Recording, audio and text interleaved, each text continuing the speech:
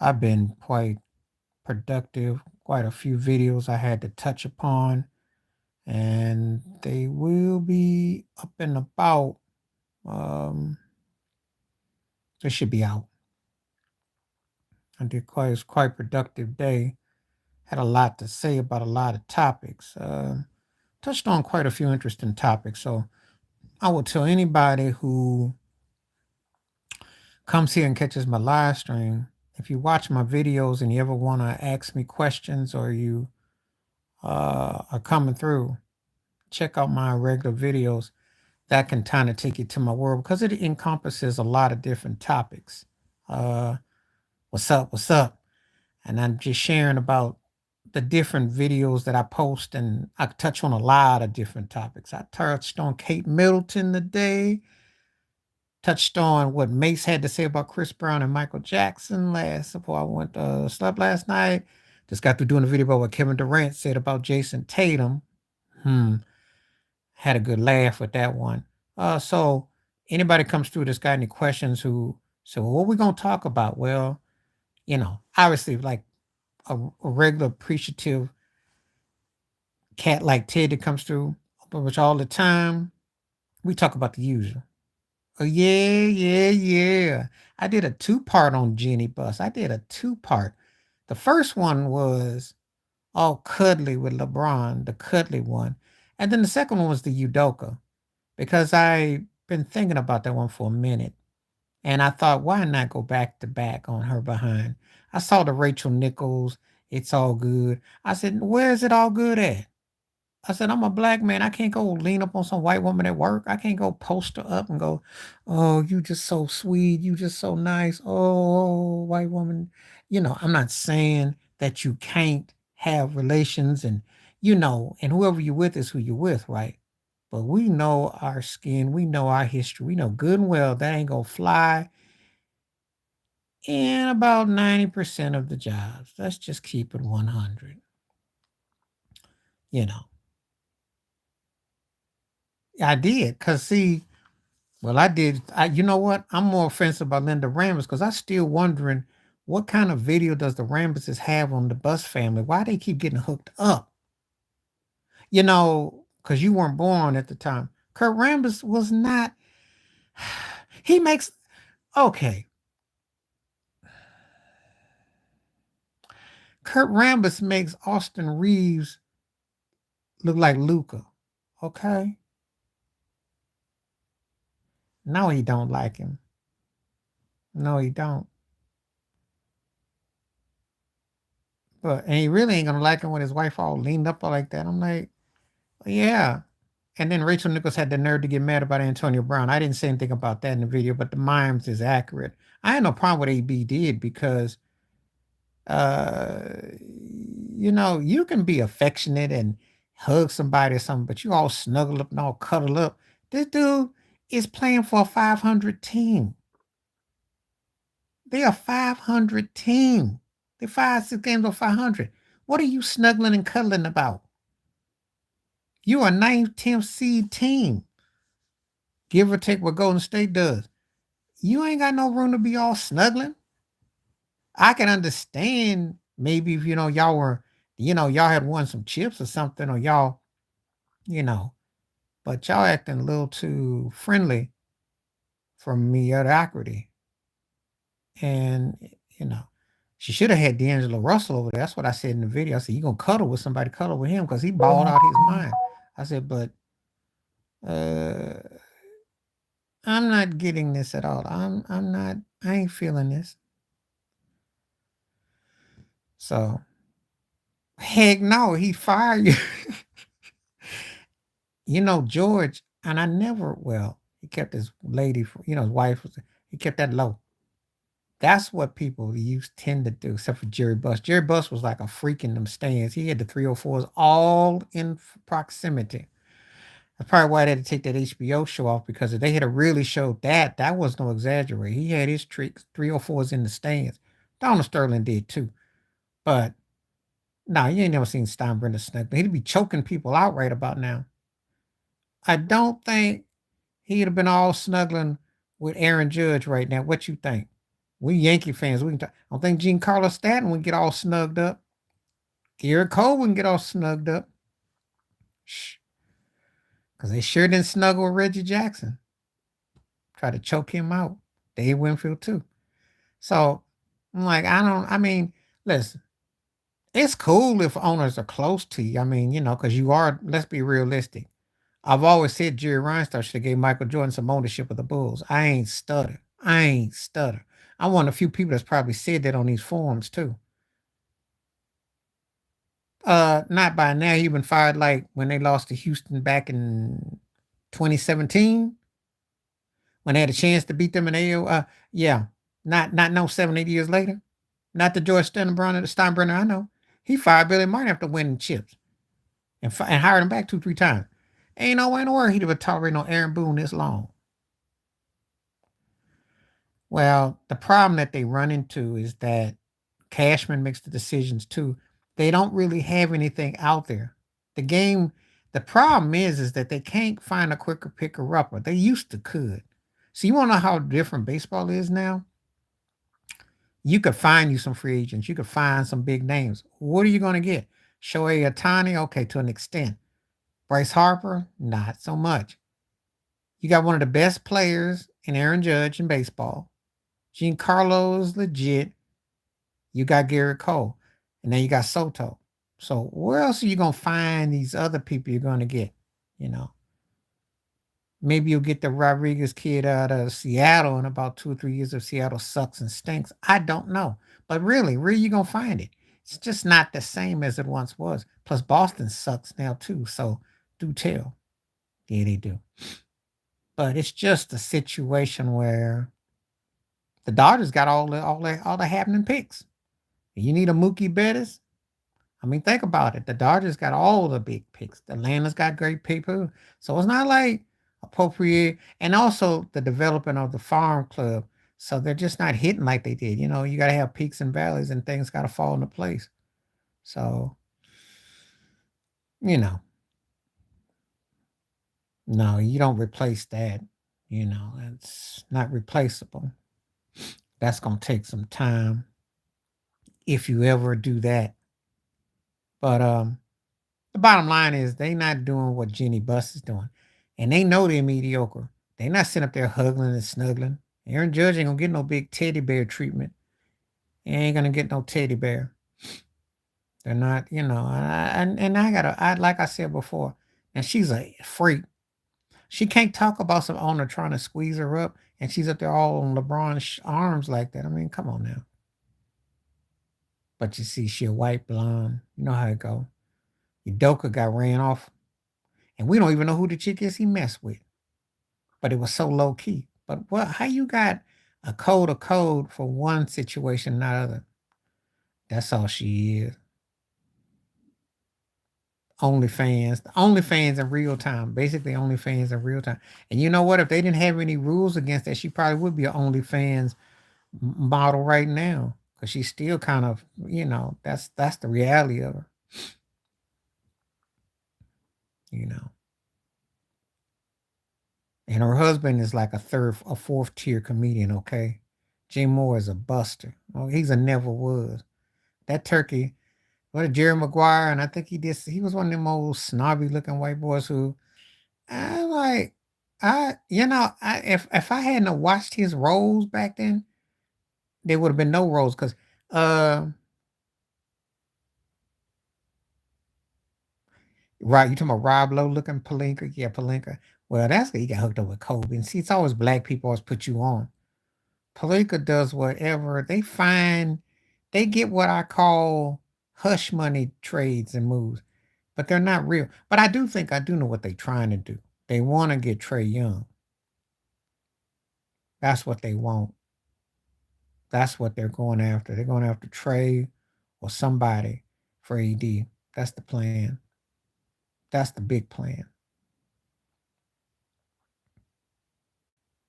Yeah, and how's that look now? How's that look now? How they looking? Got their butt smashed again last night. Okay, they too slow. And if the refs ain't blowing the whistle, they got nothing for Sacramento. Sabonis be looking on that counter and say, "Oh, I'll get triple double that night." I mean, they I told you they're not a good team. Can't get excited about no 500 team that's 19th seed who might be a token 8th or 7th seed if they were halfway lucky, but that's it. That's as high as that's the it. That's it. And they're not good. You know, the league has to be fixed. The refs have to be on a good whistle. Too many things got to be injuries. Got to be you basically got to go get Tanya Harding out and have someone get hitting the knees to knock out Jokic and you knock out a couple. That's the only way they can make it deep because they're not a good team. They're not. You know. I mean, I can understand a Sabonis was his daddy. He out here looking like his daddy against AD. When I did the video, I said that was his daddy. AD would be riding the pine because his daddy would have embarrassed him. If you think Demontis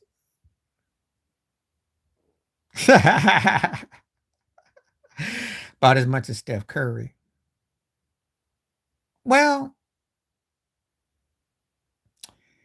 I have to hear his thoughts and takes on some issues first. But I think Steph has much chance, and I think they would probably pull some mess like that. Is he thinking about running? I ain't heard nothing about The Rock talking about running for president, but I don't know nothing that he stands on. I would hate to think he'd be addressed in having a town hall meeting. He goes, The Rock is going to make sure that I get the job done. And that eyebrow curl up. I don't know if that would fly. I don't know if that would fly.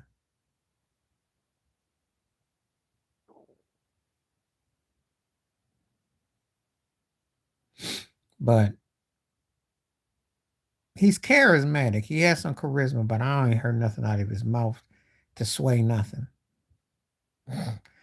Yeah, okay. I remember when Will Smith thought about it too.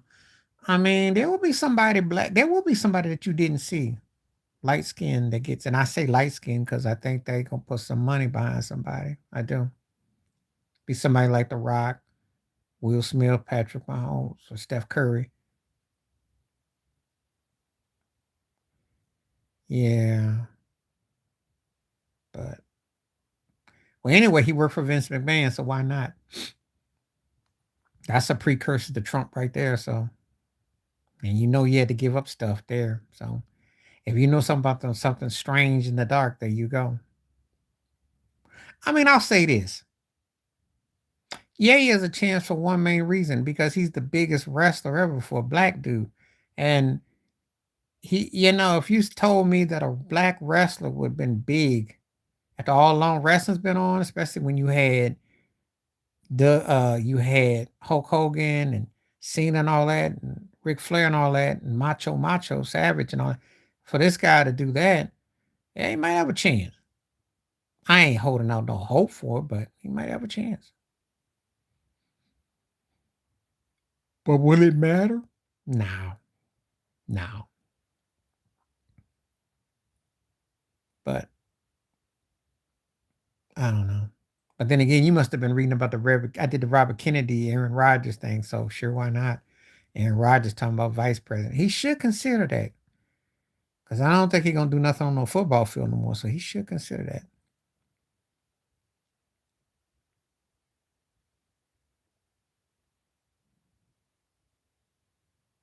But as far as you asking me who was funnier, who moved me more, I probably gotta say John Candy because Uncle Buck, and then he did Home Alone, and he basically played the same character but with a little twist and flop. But he was always there was something about John Candy that I liked. Like this holiday movies, I liked him. I mean, he was cool. He had a kind of attitude that I kind of vibe with too. Yeah, I think so. But Leslie Nielsen was funnier, like in a ensemble way, like an ensemble. like in a somber way. But Candy was like a funny white dude. Like he made fat white dudes cool. He had the Belushi. But he was a different sort of the Belushi. Just a cat who liked to eat and had a funny snark, but humor about him that I like. Leslie Nielsen was funny and he engaged him in like a dry humor, but it worked though. And I loved him as the LA Lakers coach with Shaq and Kobe and Nick Van X on Eddie Jones too. So that was funny too. Leslie Nielsen, Shally, Jesse Raphael, and Dale Harris, you can't tell the difference, can you? And they say all black folks look alike. Martin Lawrence. Martin Lawrence in a blowout. It ain't even close. Rock tried to do a black version of Bob Hope with the one-liners. And he has some moments, he has some catchphrases, but Martin Lawrence was supposed to be like the second coming of Eddie for the 90s. Martin was raw. Martin had it going on. Martin could pull off film too. That ain't close. It ain't even close. Ain't even close. I'm not the biggest Chris Rock fan. He has some one-liners, but and he had a little, but Martin, I mean, that's just not fair. Not even fair. He has some moments I like, but Martin Lawrence gave cool. Martin's one of those guys that, especially the old him. This is good here. You want to do who's funny? I like that. This is good topic because we never go this route. But yeah, uh,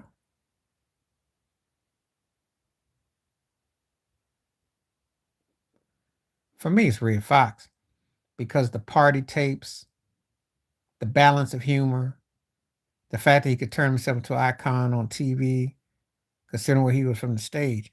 Bernie was great for his time, and they're from the different eras, and Bernie had a raw cerebral thing with without the laugh track. But Fox, I mean, Sanford and Son is just still iconic, and the fact that he could go from the stage to do that, especially at that time, Fox is one of the most unheralded guys, because Fox could tell subtle jokes which were funny, personations, roasts, and everything.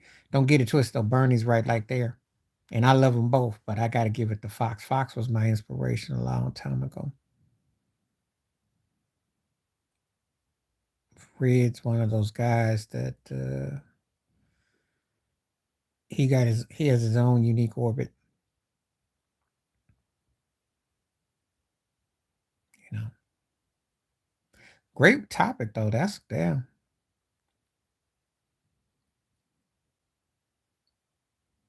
I'll be curious what we disagree on. Ooh, I like Corey Holcomb a lot. I like his show with Ortiz. I think it's Ice T's uh on the show he do, the podcast he do. He's hilarious. Like Corey Holcomb's in on stage on stage podcast, that studio thing is the funniest thing I've heard on YouTube since Jamie Foxx used to do the Foxhole. And Corey is hilarious. However, on the food chain, it's gonna be Chappelle because he's had more of an impact culturally with catchphrases and stuff, you know.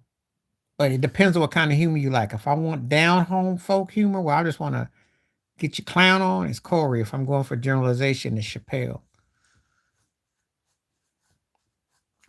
Patrice O'Neal. Quake was a one trick pony, but O'Neal had some funny stuff. O'Neal had some funny moments. It made me laugh. I just thought Quake was kind of like a one trick pony. That's a great one that you asked me about Chappelle and Corey, though, because I listen to Corey Holcomb more, but I know Chappelle is bigger. Asking me who you know, and I ain't gonna pick the favorable answer. I guess Chappelle is due for his pop culture moments and everything. His storytelling is what gets him over more so. But Corey cracks me up. Like if I'm just listening for humor, Corey makes me laugh, especially when went off on Shannon Sharp, or he goes off on somebody, or he talks about Stephen A. Smith. Certain things that he talk about, Yeah. And I give O'Neal his due too.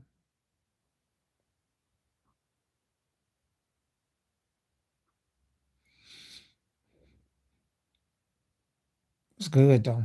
Yeah, good. Comedy is one of my favorite things because I look at comedy in everything. I actually find comedy in musicians and rappers too. Because I used to listen to hip hop to see who was funny too. West Coast rappers were always more hysterical. If I'm gonna be honest with you, West Coast rap, like I listen to West Coast cats had me in stitches. The stuff they say, you know. I used to laugh. I used to get my East Coast friends all mad because they'd be like, "Don't you like the consciousness?" I say, "Yeah, but they not funny." I said, "You West Coast cats have me in stitches with what they say." You know, you sitting around listening to Ice Cube going, "Yay, yay, yee, yee." That's what I think Anthony Davis be trying to do, but don't come out right. Or Snoop's flow. I mean, Too Short, they be having me cracking up. DJ Quick was hilarious. Sugar Free hilarious. E40 got his own. That'll crack you up. Sell those cats. So, but it's true. Or the storytelling becomes kind of like schizophrenic. 'Cause that's what Scarface used to do, be paranoid. You know, I thought Andre 3000 did a good job of masking stuff though, because he had such a catchy cadence about him. And Ti was like popsicle about it. No, he could give you some bite, but he almost had like a Will Smith charm about it in a real twisted way. Luda be trying to do, the way he be on his head. So it all depends on how you look at it. Mhm. They did. I loved them. Missed them cats. I tell it all the time. They were the Shaq and Kobe of hip hop. The baddest 1-2 combo. Not saying that we talk about go-go, but when you put those worlds together, those cats were on another level. They were on another level. And, you know, it's missed. It's missed. Because Andre 3000 had everything. I like Big Boy too. I think his cadence was direct. He had a sharpness about him. He had some wit too, but his sharpness and his attacks was straight. Andre was the pop star. He had the it. He had the it, you know, and could flow too. Three Stacks was deep. It could have been like on a Michael Jackson, Prince, Rick James, Lionel, whoever you want to throw, Big Black Act, Andre, Beyonce, R. Kelly, whoever you want to put as a Big Black, he had that potential. Lauren Hillish could sing, the catchiness was there. Except when he tried to sing, and then that flute album he came up with, oh God, that flute mess. I listened to that mess and I think I slept to it recently, and it wasn't because I was necessarily sleepy. It's just that I don't know what he was thinking. I need some of them drugs he was on, but I gave it a listen. Boy, get back there and get behind the mic and drop a bar. Come on now. I mean, really? So, but anyway, I did love Outkast though. They belong in my top 5, top 3 greatest groups ever. He sure was. I need to get in them clouds because I listened to that. Have you listened to it? You gonna be in the clouds. I like listen to the flute like I was like, okay. See, he did a guitar solo on I forgot whose record that was, and I kind of cringed. Then of course he'd be trying to sing all the time. And I was like, okay. Oh, the one where he playing guitar on? I can't think of it right now, but I remember. But I, no, I need him to get back. I need him to get on them bars. That's all I need. I need him to get back to them bars. You ever, like when you rode a bike and you had somebody you told them get on the handlebars and you pumped the bike, say get on the bars. That's what I need him. Get on the bars. We gotta get you back on the bars.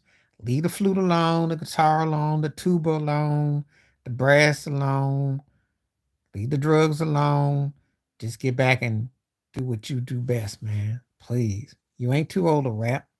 You got something intelligent to say it. You can still bust a freestyle. That's what we need. Because I'm like, come on now. You up here putting people to sleep. I mean, your flute playing is more sleepy than Little Yachty's rapping and some of these other mumble rappers that were out. So I miss it.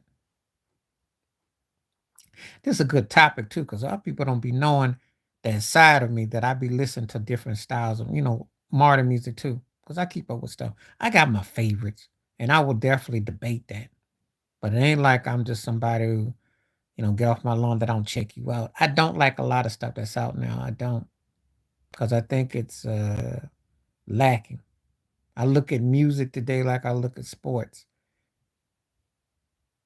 That he thinks he's better than what he is. Like he likes to throw Michael Jackson's name around like he's in the same universe. Like he thinks he. I mean, his fans fawn over him. He's got crossover privilege and stuff, but come on, this dude makes some of the most constipated sounding music. I mean, he got overbeat, but you're not like. I had a buddy of mine come to me and say, "You think he's a top 10 rapper because he sold all them streams?" I'm like, no, no. But he's been around for a long time. I will give him that. See, in hip hop, if you've got at least a decade career, oh, you're almost considered legendary because it was a short lived reality. And when you think about when I was listening to hip hop, growing up with it, a lot of acts didn't make it to the next level. So now you got some artists who are actually seeing a career 25, 30 years later. Okay, the first one is breaking news. The second one ain't no breaking news. Oh, so I don't know if you be on X, but they had a thing about Bobby Wagner and the running back they got from the Chargers and the other cat they got. They said Washington, and they had a video of Dan Marino, Randy Moss, and Emmitt Smith. They used that to say what Washington basically got so far in the offseason. Basically, an old folks' home. That's basically what they got. And I already said they're preparing themselves for Daniel Jones and the Giants to be in third place so they can take care of the bottom of the NFC East. I got an uncle of mine who's a diehard Washington fan, and I'm sure he's getting ready to watch all them seeing games next year when they get in their fourth place position. Because if Daniel Jones is healthy, they're gonna be in fourth by their lonesome Bobby Wagner. Are you for real? The MB news is great, but the Bobby Wagner news? Come on now. If this was about 5, 6 years ago, and no one's taking Washington serious. The mighty Quinn ain't gonna do nothing as a coach, and Magic's just gonna be there and be a puppet. No, he ain't doing what Snyder did because he ain't been paying our politicians. Well, maybe been macking. I don't know what he doing, but they ain't doing nothing though. Ain't doing nothing. Going after these oldies but goodies. They're turning Washington into the Raiders of the NFC. Become an old folks to haven now. Man, Washington used to have some standards.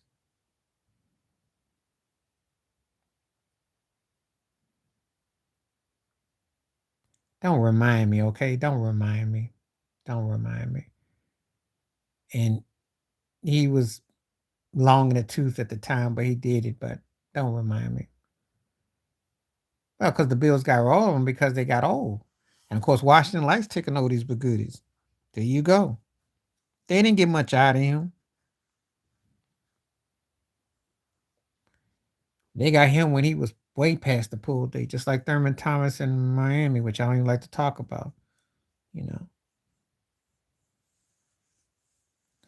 it's tough for me to watch guys who should have retired as the players to go somewhere like that because it's just not, I mean,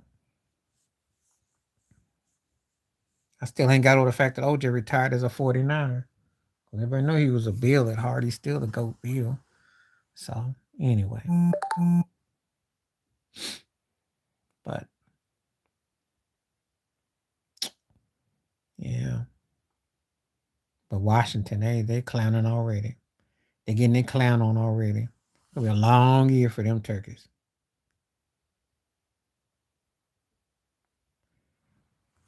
See, those are things we don't talk about. That's like talking about Emmitt Smith with Arizona. We don't We don't talk about that. We really try not to relive that. Thurman didn't play but like a minute for Miami. Bet you remember Sean Alexander playing for Washington too. That didn't last but like a hot minute. Just like Rasheed Wallace with the Atlanta Hawks. Yeah. Sapp looked old with the Raiders, as did Randy Moss. They out there dying. Jimmy G was almost right at home, except he's got like 5 or 6 years of a career.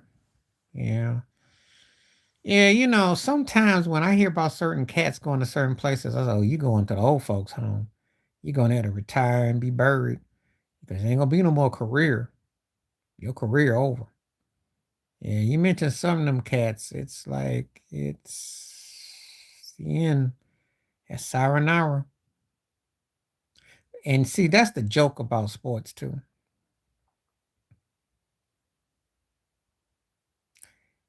Yeah, well, at that time he was just chasing jerseys. That's all. And you hope Aaron Donald doesn't have to go through that.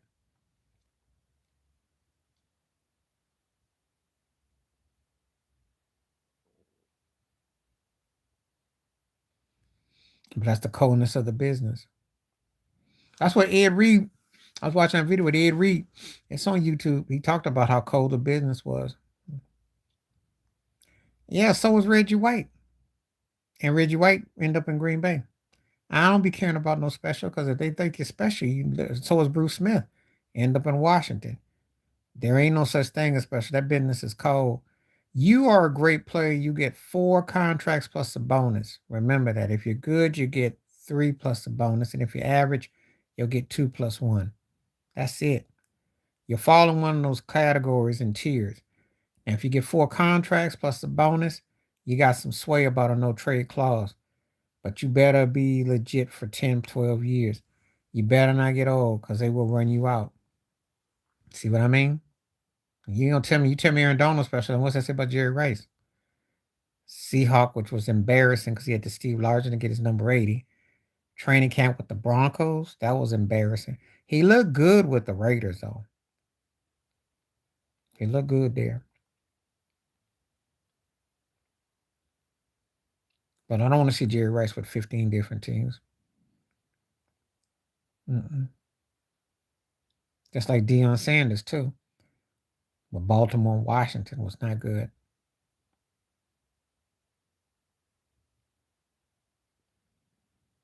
So that's the cold reality of the business, too. Yeah, well, guys want to play, and then you end up, you just rocking jerseys, and it does. If Joe Montana got dealt to Kansas City, what makes you think some of these other guys won't get, or Brady ends up with Tampa Bay? What makes you think that you're exempt from that? So unless of course you have a late surgeons in your career like Jim Plunkett, that usually don't end well. Yeah, I mean there are some exceptions to the rule because a guy like Elway, you know, um, Montana for the moment. Staubach he got knocked out after 10 years. He did. Aikman stayed out with Dallas. There are some exceptions. I think Mahomes would probably finish in Kansas City. I couldn't imagine anywhere else. Because I don't think no one's gonna be stupid like New England with Brady. I think they would hang on to that man for life. I do.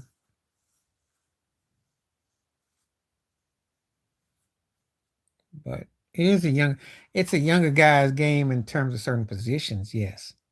Quarterback, you can play a long time relatively. Receiver, you can play relatively long time. Linemen can if they're healthy on the front and the back. Just depends what kind of contracts, what tier you fall into. Remember, I said it's about tiers. Running back, that's a different ball game. That's a different ball game. And you saw Tony Dorsett got bitterly ran out of Dallas. Marcus Allen bitterly out of the Raiders. Riggins was a Jet, went to Washington, quit, came back.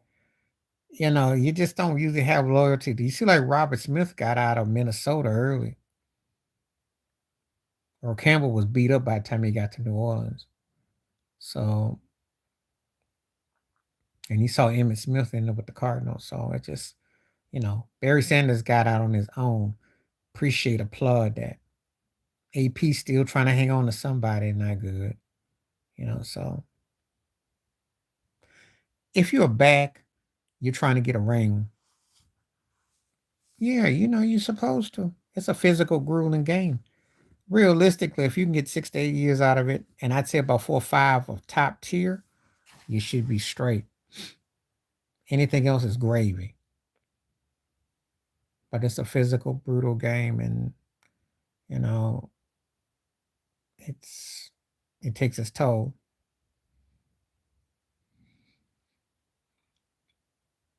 It takes its toll. I think that you're going to get quarterbacks that last them longer now because of stuff. Darryl Green is one of the most underrated players ever. In fact, I'm gonna do a video. Do I talk about Darryl Green versus Dion? And if we take the hype out the matter, who you got? But Darryl Green never gets his due. I had a buddy of mine who loved Darryl Green. He thought he was a second coming to Darryl Green. And Darryl Green, when he ran down Tony Dorsett and Eric Dickerson in the prime, come on now. And he stayed fast. He was agile. He ran a kickoff return back too, because there was a playoff game. It was '87 against Chicago, and he did punt return. Yeah, the man was incredible. Incredible. I got to watch him as I lived in the area back then. He was incredible. Incredible talent. Incredible. Kind of got taken for granted because he played so long. He was just freaking good like that. He was a guy who stayed conditioned. He sure did. And see, unlike Richard Sherman or Dion or something, that guys, you could throw the ball at him, but he'd run your butt down. He could tackle too. He didn't get his due, but he wasn't marketed like that. He wasn't one of them fanboys.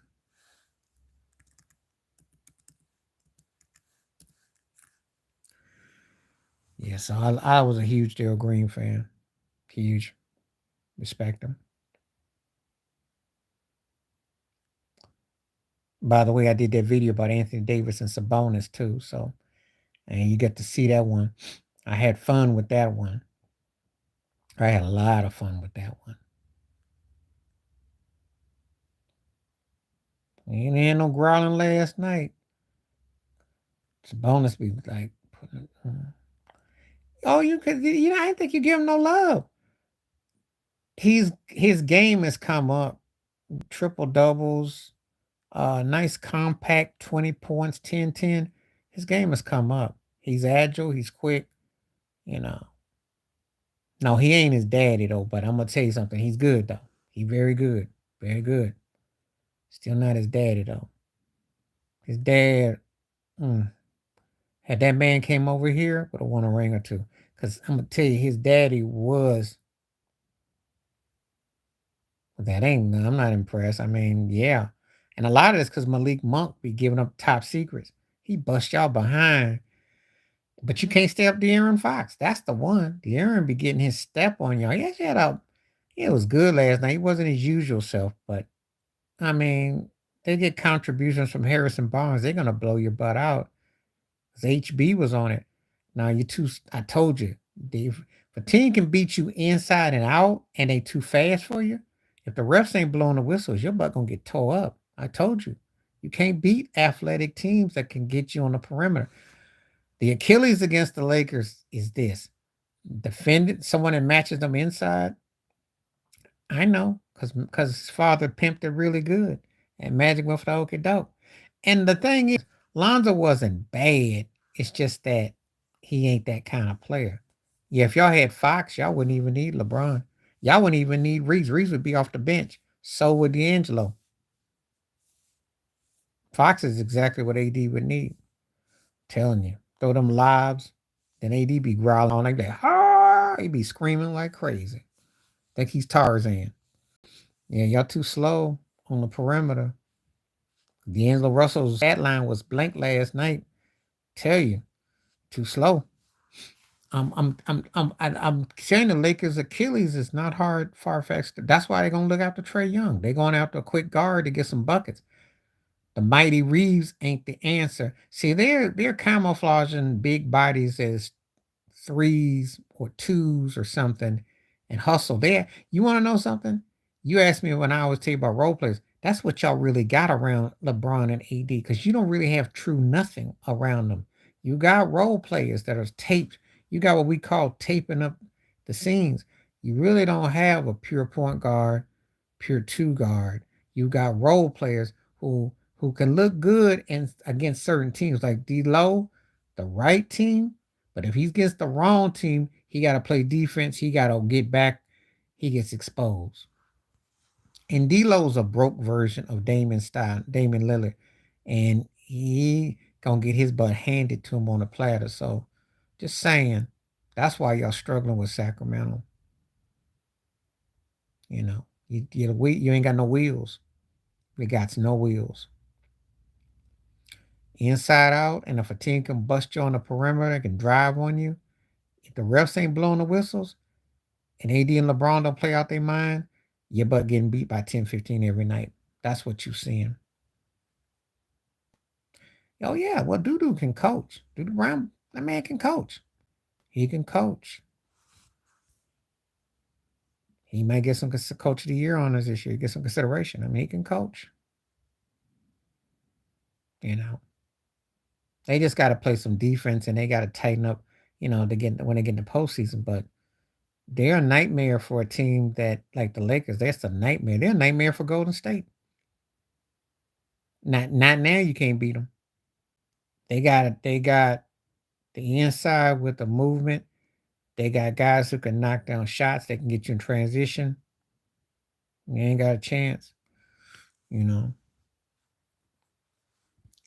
The Lakers fare better against OKC because Shea is pretty much on the island by himself. Chat's doing pretty good. And OKC can hang a bit, but they ain't got enough scoring. They ain't got what Sacramento's got. These matchups is what's up. The matchups is the key, you know. But I just like Sacramento's like a broke version of Denver. Strong in the glass, got the perimeter. The difference is that Denver's got what I call better skill set players. That's the difference. Well, I don't say nothing until I see him in the postseason because that's where he'll be making his bread and butter. Since, you know. Oh, have you checked out Mark Jackson's podcast? He's got one on there. He was dissing Zion. He said, how you want a spot on an all-star that you making some kind of I checked it out. He's got uh I seen it. It's pretty clean. Mark Jackson is Mark. He's got to play good. Oh, so Mark Jackson's got a podcast and he was clowning Zion about wanting, said if you give him a spot, he'll be in a slam dunk contest. And Mark Jackson was like, how you gonna be saying something like that? It's on his podcast. Mark Jackson got a podcast on YouTube. I peeped it out a little bit. It's all right, it's cool. It's cool. Of course, he was saying Jeff Van Gundy should have a coaching job, and Mark ain't getting no more gigs in the NBA though. They through with him. So a podcast is definitely what he has to get. They're not touching him no more.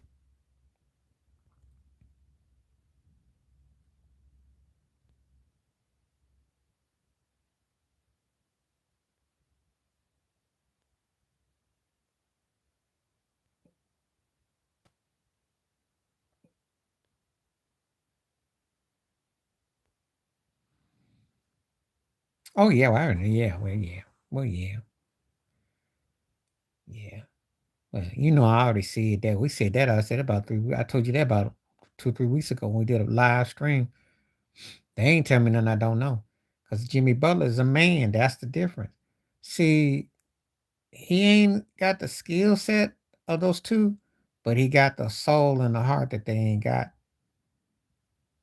I did my video about KD talking about Jason Tatum, and I laughed in that video. I'm like, man, you're gonna get drug tested for saying that mess. They've been they've been slurping Jason Tatum for how long now? And what have you gotten? That's because Miami turns into they turn into a monster in the postseason.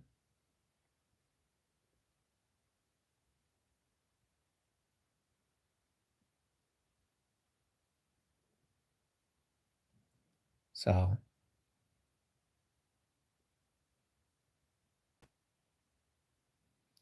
I'm not sold on the Celtics. So that's, they're playing defense. I saw that. Bringing back that 1990s, early 2000s. Well, they have to because they can't afford to get into no scoring match with no teams. They have to stifle teams. If they have to go and depend on their offense, they're not winning a lot of games. So this is why they got old boy from Toronto. They're not an offensive juggernaut. So they have to play some pesky defense. Because they got their butts handed to them against the Lakers and a couple other teams. So they have to play more. Uh, they can't afford to be finesse.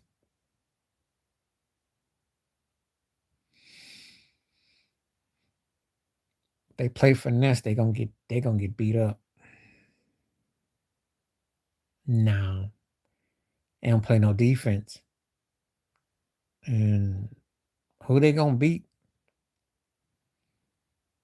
You guys say who they gonna beat because they got a tough road. If they play better defense and was consistent, I might could see it, but I can't see it right now. It doesn't mean that Halliburton can't get hot. And I like Sock'em, but I'm not sold on. They not beating no Miami. We'll beat them.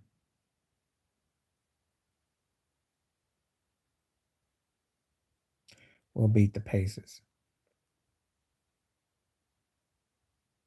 But if the Pacers do beat us and they get some character and they can get to the second round, they're gonna be a handful. But it all depends on how their road goes. Everybody wants to play Milwaukee though. Let Giannis go off and then shut down Dame and let them play stagnant one man ball.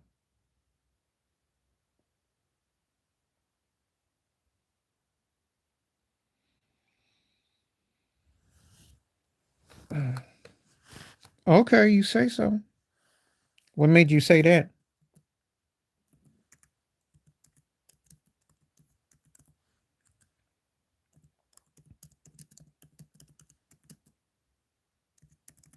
Because nobody's feeling them right now. Doc's got to win the West though.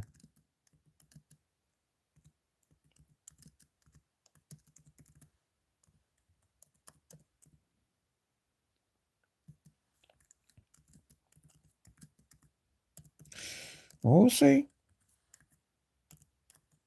I want to see what they do the next time they play the Lakers, though. That'll tell me a lot because if they make an adjustment, I still think they got to have Lopez dominant. I think they got to win inside. They got to make more easier shots, and they got to stop falling in love and waiting for Dame to shoot them logos. They do themselves a disservice by not making the game easier for themselves. They got to find a way to manipulate the half court. That's where they miss Drew Holiday.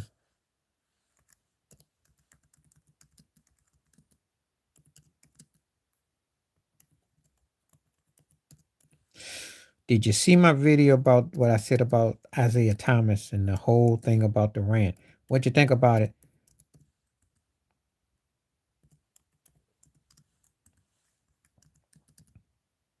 Because I thought it was a real slick maneuver by Isaiah. And I hold him in high regards. However, I took some exception. Okay. Okay. You think he saved their legacy? But then if that's the case, then Dwayne Wade saved LeBron's legacy. If I agree with that, I have to agree with that one too.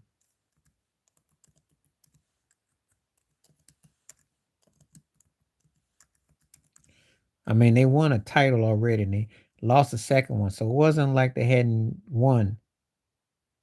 Yeah.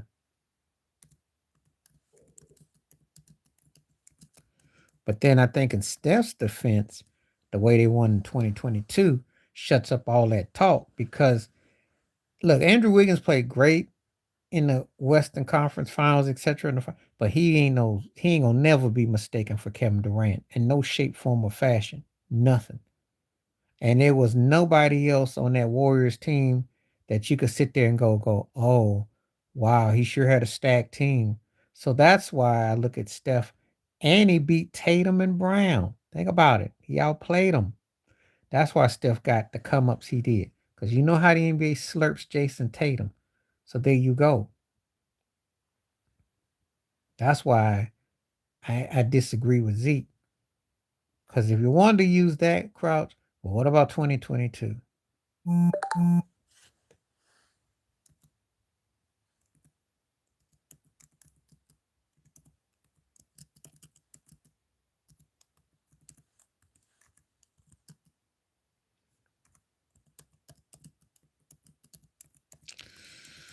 They love Tatum because he plays for the Celtics and they keep anointing him. Victor is because he looks good. He looks good. He looks good.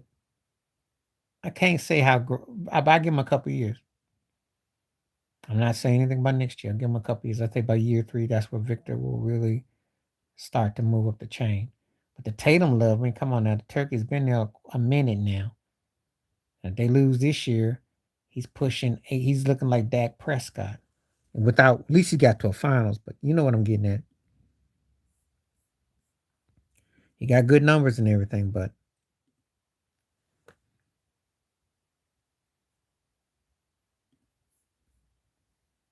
no, because Paul was too black, had that ugly shot, and there was no crossover appeal. That's why. They only like brothers that's got crossover appeal. Hardworking cats who do can be considered great, but they don't get the same limelight.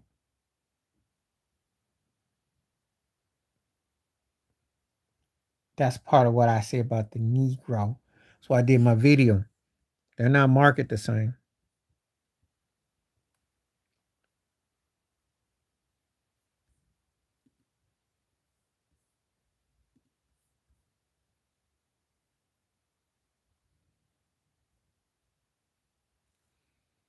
You know, if you ain't got the money behind you, see the NBA, the NFL, baseball, it's just like the music industry and the film industry. Luka had crossover from way back.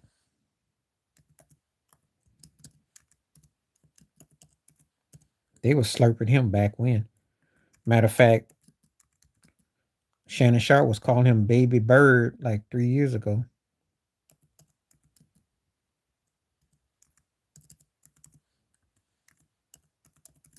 So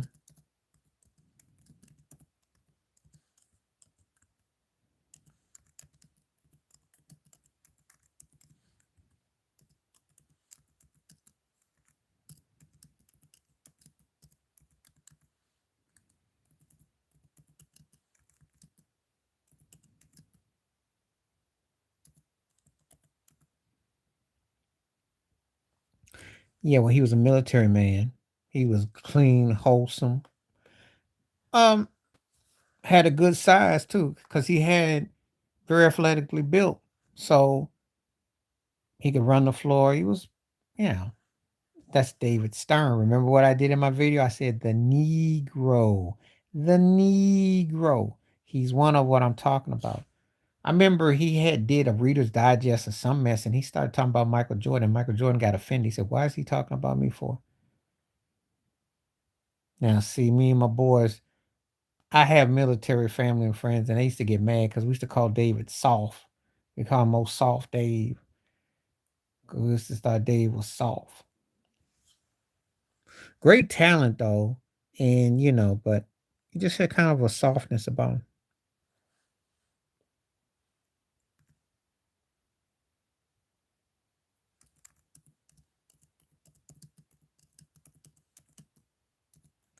You know, freakish athletic though.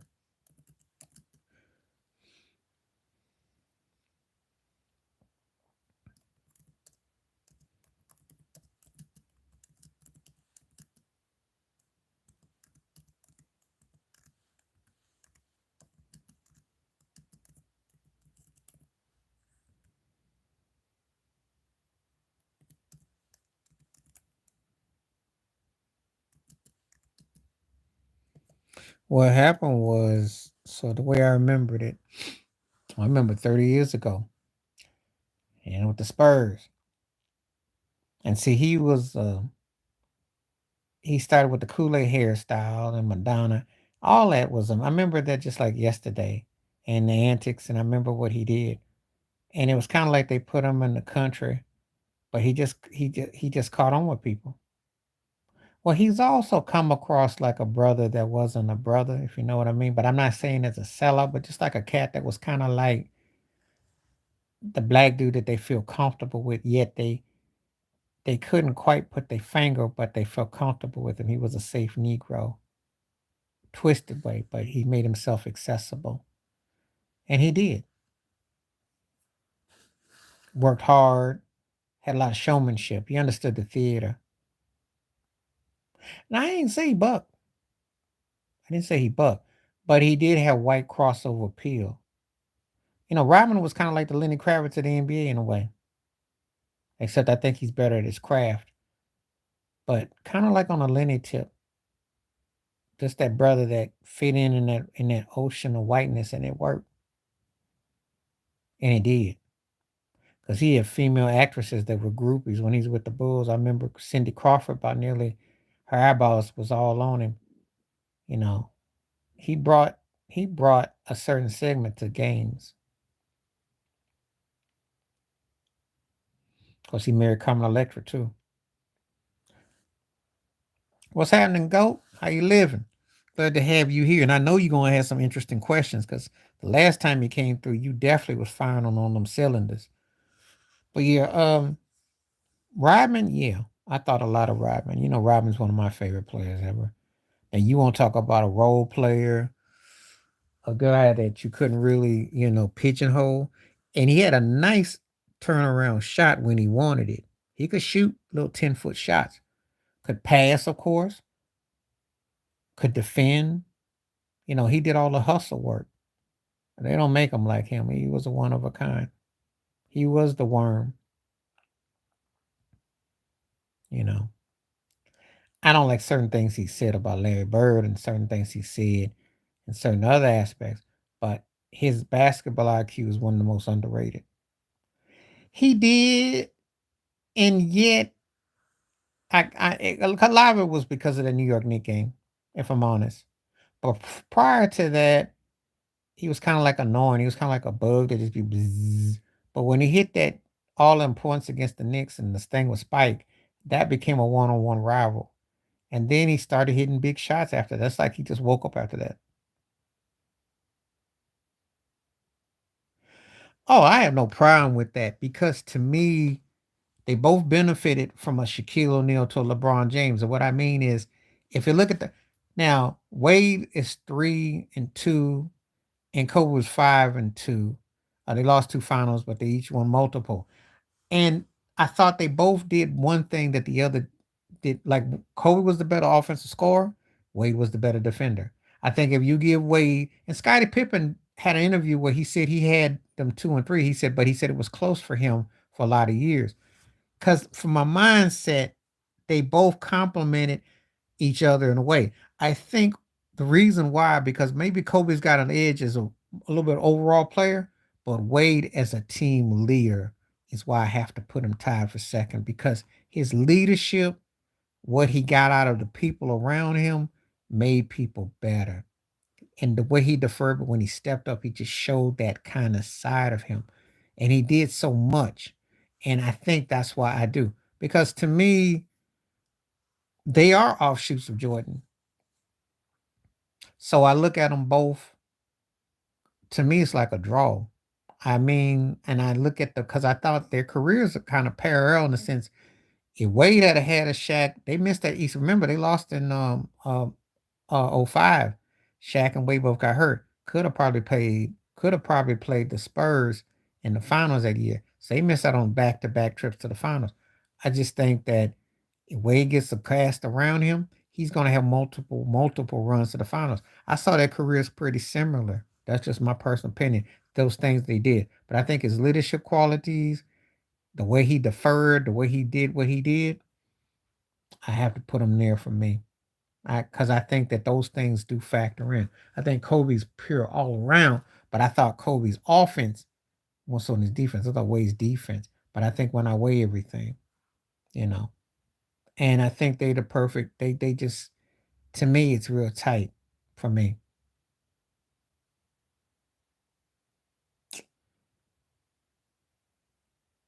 Scott is gonna get the love, but Dr. J is the most underrated.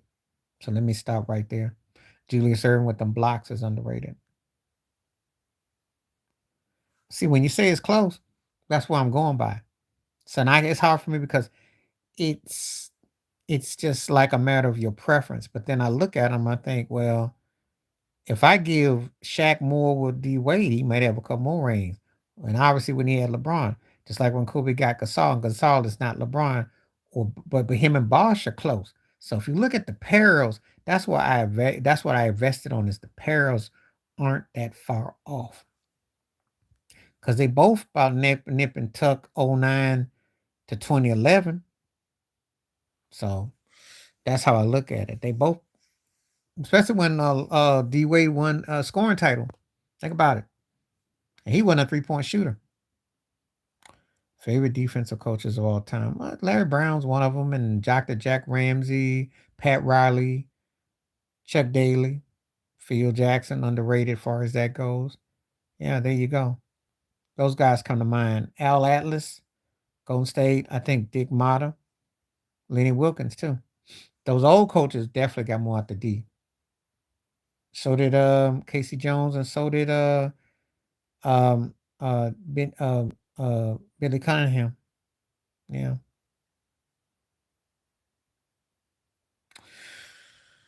Yeah, but one of the problems that and this has got to do with politics. This is a great question that you asked me because he played with Shaq, and Shaq should have had about 4 or 5. Shaq should have about 4 to 6. Kobe should have about 2 to 3. Because I'm gonna tell you, for me, Shaq was a better player than Kobe. And when I do Shaq's body of work, especially when I'm going with their highest of their peaks and their primes, Shaq should have had about 2 to 3 more. Uh, '06, he could have made a case. Could have made a case. Could have made a strong case. Dirk could have made a case, you know. But there was a lot of Kobe had that whole thing in Colorado fall back. Think about his timing.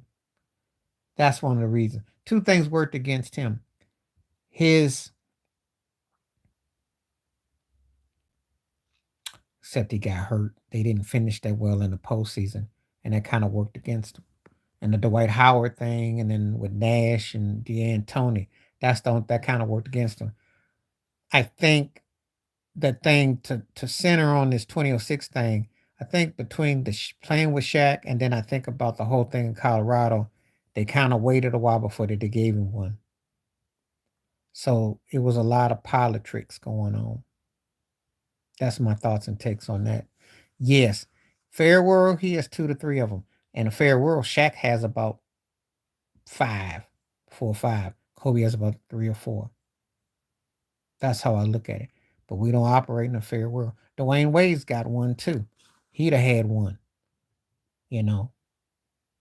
Um, there's a lot of things with that just, they're gonna be doing a lot of different things. Politicking a lot. Now, I'm not taking Joel Embiid's one from last year, but he politicked to get his one. Yeah, Bird should have had more than 3, but again, they had to balance out to who they want.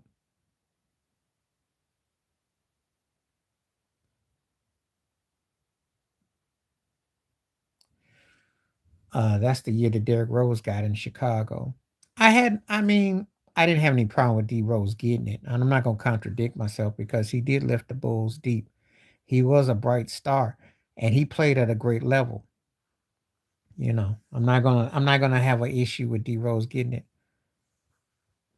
you know, because you can make the case, but I had no problem with D Rose. D Rose was something else for a window. He had a small window, but that window, he was nice with it, you know.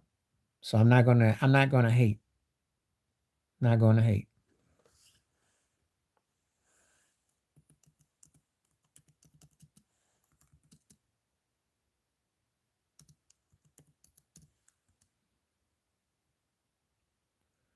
Yeah.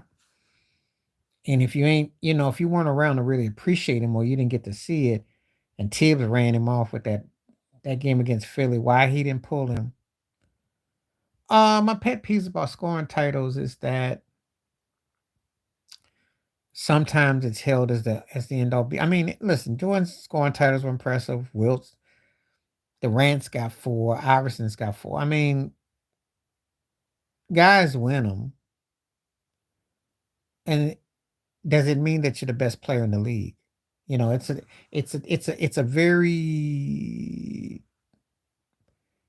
very picky situation because obviously if a guard does it, if he's smaller or big does it, they're gonna get it, or if they're popular. But it doesn't really tell the whole tale, you know. That's the thing, you know. So my pet peeves with it is sometimes it gets overinflated. It's a great accomplishment, but it gets a bit overinflated.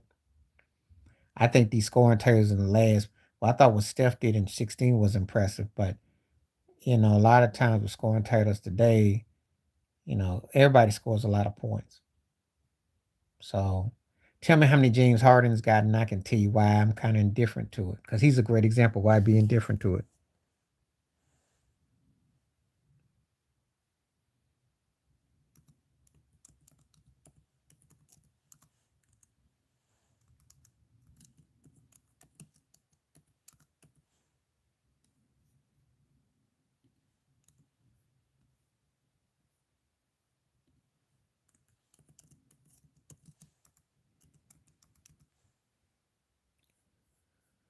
I think his underrated skill really is his ability to play with certain people. I think he gets a bad rap for not actually being a teammate.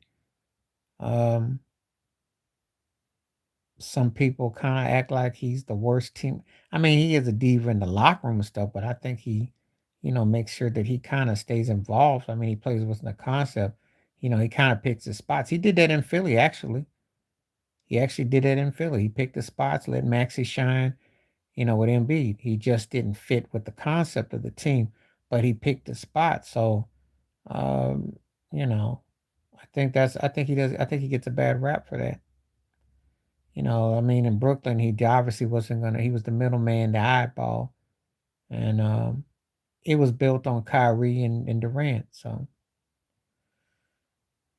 the only thing that he does that really impresses me is when he's at the top of the key, because I think he's underrated with his drive or that hard pass. Like when he's at the top of the key, that drive he makes when he goes to the. I think he's underrated. He has a strong drive off the right at the top of the key. That to me is the best thing he does because he shoots logo threes like Dame and the broke Steph and the act. But when he goes 1-on-1, I'm more impressed by that. I think that's underrated. His drive. I much rather him doing that than you know, some of his passes is alright, but I think his drive with his what he did against the Knicks, when they were in the playoffs a couple years ago. I was impressed with that.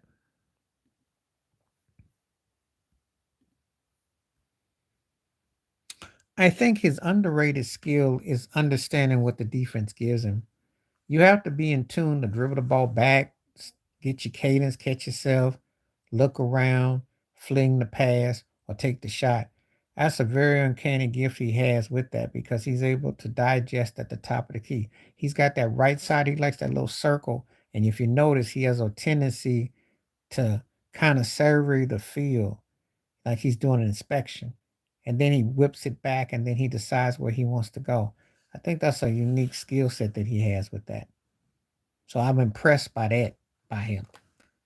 But I still say for them to win, he's doing what he's supposed to. He has to get everybody involved and he has to take a few less points, get the assist and rebounds. If he does that, he has to make them look like they're dangerous, even if they're not.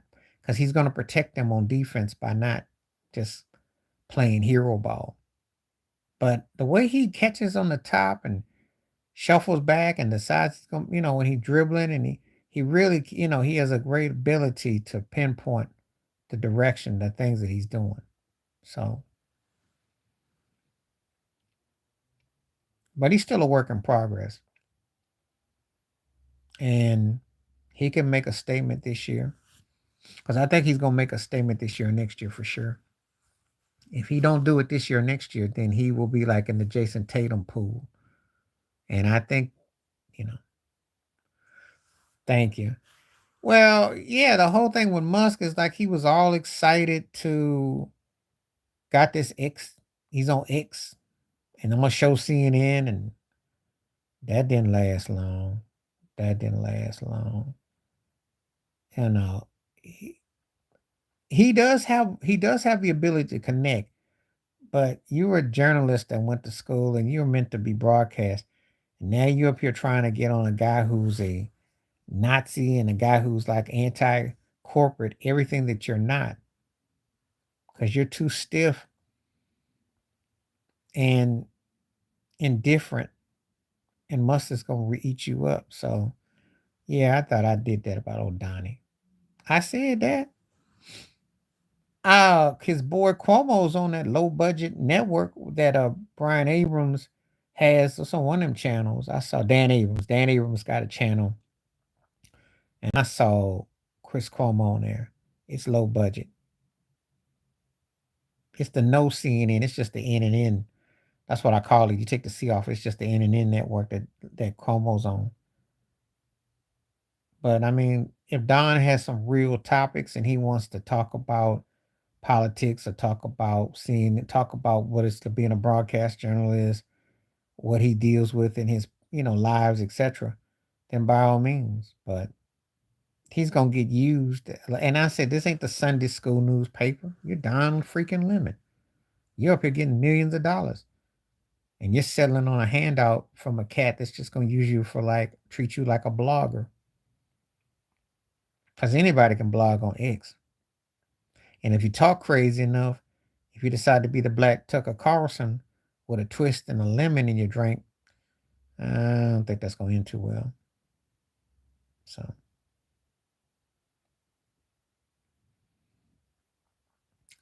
but Don about to find out he black because they not going to touch him. Ain't on the outlets going to touch him. So,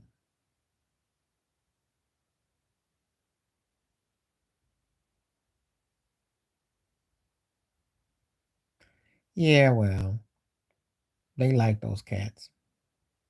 There's plenty of them. I see them on YouTube. I see them. There's plenty of them out there. They go out of their way.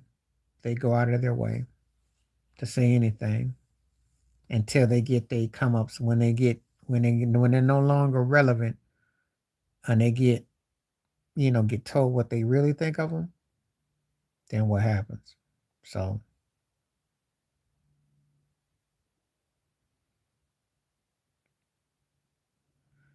I can't stand them either because I'm like, how this story is gonna go, you know. I saw Two Roll did a video about that rapper Boss, and she was a buck dancer. She was on Wall Street back in '93, and she had a record out, and she tried to sample Between the Sheets before Biggie did, and they blocked her. Boy, she came out the wrong era. She came out today, she'd have been bigger because Sexy Red, Cardi B, all them, Meg the Stallion, that's all they do, escorting and lying. But at that time, there was some little authenticity. But the thing is that you didn't know who was a buck dancer. Who? Which one? Yeah, she was a fake rapper. She was working in Wall Street and her coat got pulled. She didn't have a long career. Most, I'm gonna say this right now because I usually don't do some regular videos, but since I'm live and we pretty much say whatever within reason. Most of your black female rappers are buck dancers, just like most of your black male rappers are buck dancers. And let me explain. Meg the Stallion pole dance and gyrating, just like uh, Cardi B is not black, but she's offensive. She takes all the black aesthetics. She's just like Jennifer Lopez of hip hop. Nicki Minaj too. They're not doing anything authentic. They're using hybrids and parts of what little Kim Foxy Brown did, and it's pasted on. Yeah. That's why there's some evil white boys who's pushing this agenda. That's why the money's on them. It's not because they got black female rappers that are some of the best ever. I ain't heard none of these chicks. And even though Latifah had ghostwriters and she had Tretch and Naughty and them write her, she was in Apache, I think. I can't think of them. She had better flow than what these females got now. Better flow. MC Light, but rough around the edges, but runs a mud hole through any of the MCs they got today. Not even close. Roxanne Shante too. Missy did too. Missy had catchy songs and catchy lyrics. She just didn't. She just didn't ride a. She till she got with two things. She didn't start rocking a size 3 till she got older, and plus she wasn't as you know. Yeah, no Missy's for the home team, allegedly. So if Missy looked like Nicki Minaj, none of these chicks would have a chance. And if she was interested like that, none of them would have a chance. Just saying. You take that, you read between the lines how you want to. Lauren Hill could flow, could spit, was a pro female in terms of her clothing. She didn't do anything, and she was a nice looking woman, but she wasn't distasteful. See, that's the difference between 90s hip hop and today. Little Kim Foxy had their lanes, but they could actually rap. But they actually were catchy. They weren't just seen as just like some pole dancers. Now they got glorified escorts. They got OnlyFans rapping. That's the reality. That's why I think it's some old white dude behind it, because that's what I feel when I see most of the female rappers out now.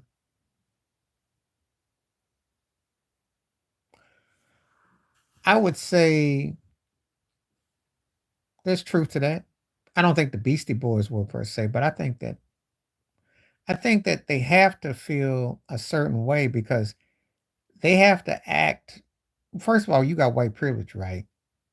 So you're trying to get into a genre that is black based.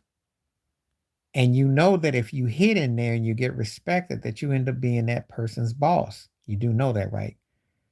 They can't not think that they're not going to get big and blow up. Look at Kid Rock, you know. So they can't think that the case, you know. So what I'm ever surprised to know, I'm not, because they're acting a certain way to get over. Now, if you use the Mark Wahlberg situation, there you go, you know. And before people say, well, he a TV actor, he wasn't a real rapper. Well, yes, he was. They had him as a rapper. And I find him to be an industry plant and a spy, and I don't trust him. And I don't care. I have nothing to say about. He could be right here on my channel right now. I call him a spy and a plant. I look at Fat Joe like I look at Vlad TV. I'll watch Vlad because I get inspired. But all right, ZC.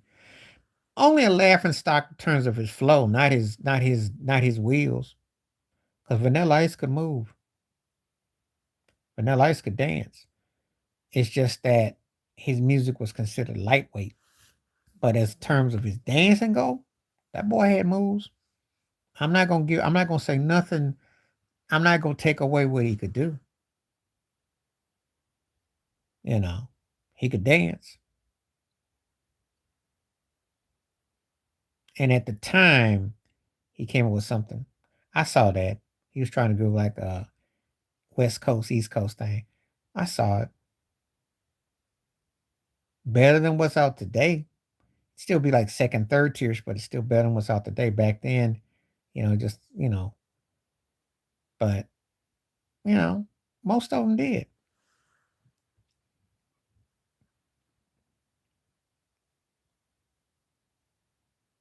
Most of them did. I mean, that is part of the business. You're in the form of entertainment. There ain't gonna be far fetched to see a guy who can do broadcasting, who's also a poet or an actor or something. I mean, it goes hand in hand. You're an entertainer. So that's not a surprise. A lot of people got a lot of hidden talents, but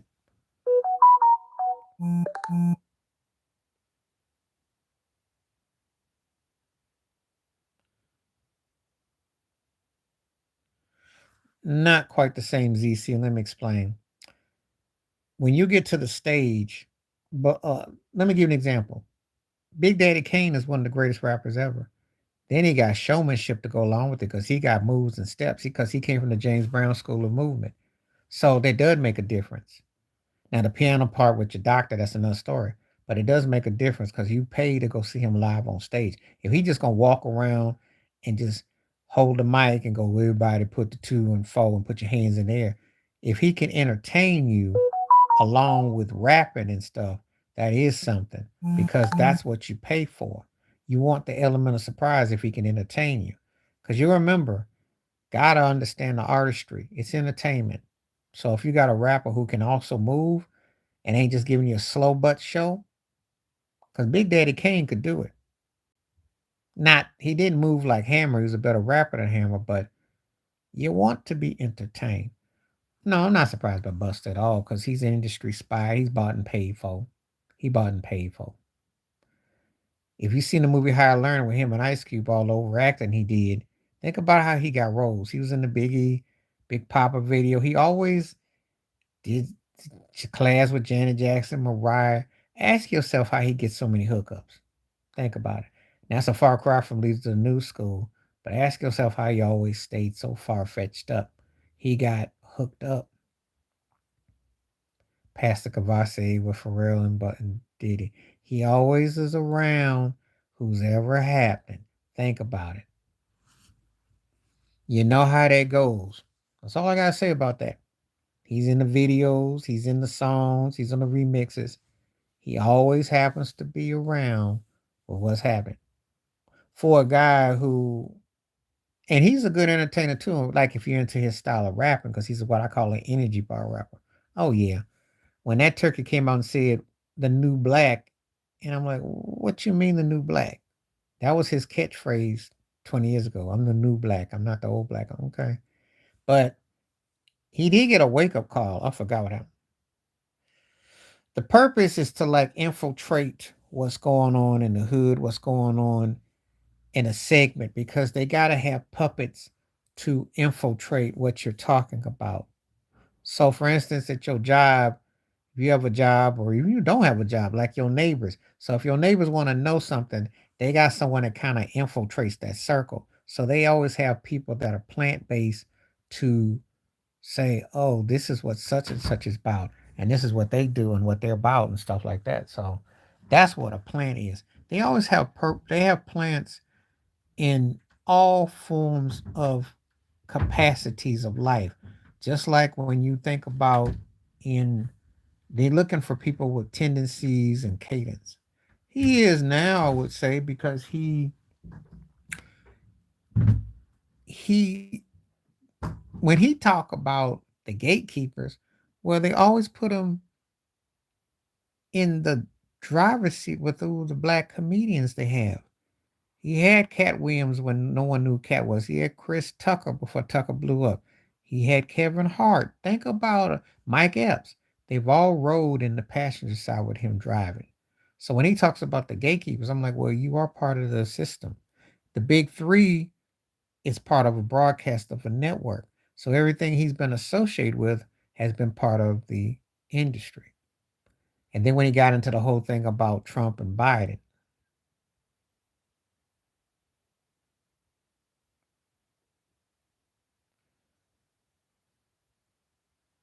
he would, but then again, remember, if you know Ice-T's backstory, he's an ITT student.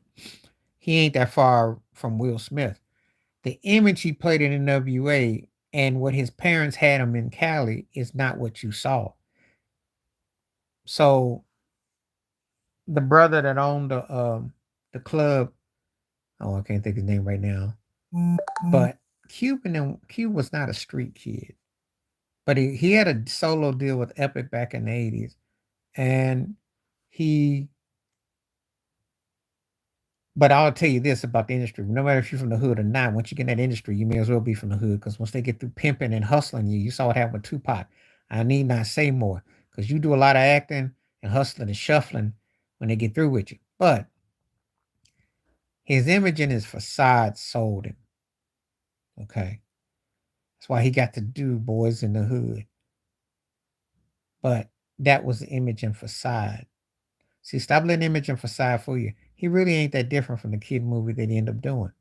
He had an image and he's no different. That's what they did in old Hollywood. The rappers been trained from old Hollywood how to, when they have studio, when they do like the anime or they do the cartoons, you create a voice and a character. They're the ones who did it. That's why rappers are some of the best actors and actresses. That's why I get offended when people say, well, 50 Cent couldn't play a doctor. Yeah, he could. Now, Steve Harvey, yeah, because he came in on the Cosby and after Sinbad, and of course the whole thing with Bernie Mac. He obviously got hooked up. So he knows, and he got a lot of money tied into him. A lot. Because they could cut his rope anytime they want. But he done sold out. He definitely. Uncle Luke? Or you mean Uncle Luke? If you're talking about Uncle Luke, I don't think he's a buck dancer. I wouldn't call him a buck dancer because the two live crew was always the way they were. A plant because he was selling the groupies. He was selling an agenda. Well, you could call him a buck dancer. If you got offended by the two, look, cats like the album covers and the videos. But when you're talking about degrading of black women, or you're talking about the degrading of women and the misogyny, you could be offended by it and you could use that term. You really could. You could. If you come from that aspect and angle. Because all of them are using a formula that the master thinks is what we're going to put you in this box.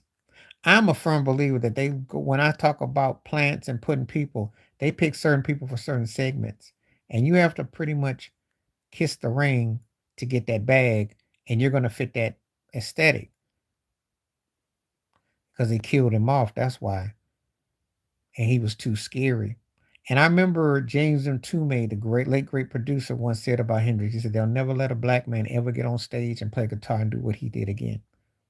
Because Hendrix was free. He went up there and let the fire up, and he was just, they had no answer for him. Think about it. He went to England and dominated. He was playing the Beatles songs. Clapton mouth was hang open. Jagger's mouth was hang. They didn't see nothing like it. So he burst. He hit flames. He really shook them up. The interesting thing is they try to claim him as the rock god, but they don't want it to be acknowledged in the black world. I think they did a twisted racial spin where Hendrix is concerned. But they don't never like nobody that's a threat, a real threat. And Hendrix was a movement. Still in his own unique world too. Ain't been no one else like him. Because if a guy can do all that with his hands and his mind, with those good pedals and effects, that's a great thing that I'm going here with Hendrix because I'm gonna pontificate and get on this. He did that with his mind and his fingers to create those sonics and booms that now if you go to Guitar Central in 2024, they got that. Or on your computer, they got that. This guy was doing that 55 years ago. Think about it. He was doing all that it took them to create sonically. He was doing he was doing that without all the pedals and all the distorted and the tones. That was coming through his hands and his mind. That is groundbreaking. You ain't got too many people like that dude. That dude was a scientist. So yeah, he was, and he spoke his mind. If you watch those old interviews with Dick Cavett, he talks about stuff. Mm-hmm. And when he did Band of Gypsies, which was his black version of the Hendrix Express, he was getting funky too. If you listen to Band of Gypsies, because that was some funky stuff. So great call on Hendrix. He's one of the greatest comedians ever, who just so happens to be, in predatory territory. But I'm gonna tell you something. They knew about it. He was a big black crossover act in the '60s. Was I Spy, and he was like Ice Cube if you think about it with Sidney Poitier because he played the Poitier was playing the straight to Cosby's offbeat in those movies he did in the '70s. Uptown Saturday Night, Let's Do It Again, A Piece of Action. So think about how history repeats itself with Will Smith, Martin Lawrence, till you get to he was. I don't want nobody to say anything different. Now, James Evans Sr. for Good Times was my version, Fred Sanford, but I can't knock Cosby. To sit there and act like Cosby wasn't cha-ching is a lie. Cosby Show, different world. That man was a money making machine. The thing is this though, when you get too close and you start asking about, well, what about this and what about that? That's when they're gonna pull white on you and pull you out. So two things can be true. One of the greatest entertainers ever, but also got his personal baggage. Separate the two. Don't take away from the legacy. They do that with black folks. Cosby should be respected for his great talent and also held accountable for if he violated situations. But you can't sit there and act like the man never existed because that's the worst sin that these white folks do. And you got black folks who walk around talking, well, I can't talk about him because it's not cool. I'll watch Cosby Show. I'll watch Fat Albert in the Game. That man created classic must-see programs for generations. They defied eras. So don't change horses now. He made money off of him. They knew what was up with him. He did what the white boys did. He did what Hugh Hefner did at the Playboy Mansion. Is that he's the one that's caught holding the bag. They'll make a joke about Hefner talking about messing with animals and barely 18-year-olds. But Cosby got caught holding the bag. They did all of them did the same thing. You gonna tell me that some fourth tier comedian like Hannibal Buress can come on stage and crack a Cosby joke and they decide to put cuffs on him?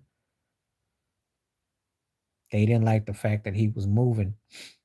I'm not condoning nobody's acts, but I don't take away your greatness, just like R. Kelly. Don't take away, because I think it's a money grab with him too. I do. He wanted to publish and they want money. All of a sudden, you're going to come after somebody. Wait, see, and this is the thing when you're black and in that industry. That's as close to being white you are in America, as I always say with 3Ks, because you protect yourself with that so-called shield. But you see what's happening with Puffy, it's gonna happen to Jay-Z and others. What happened to R. Kelly? And R. Kelly's that's the worst thing that could happen to that, that, that. They picked and choose when they went after him. They been knew. This is we don't really, you do what you do, kumbaya. No, they know. They know.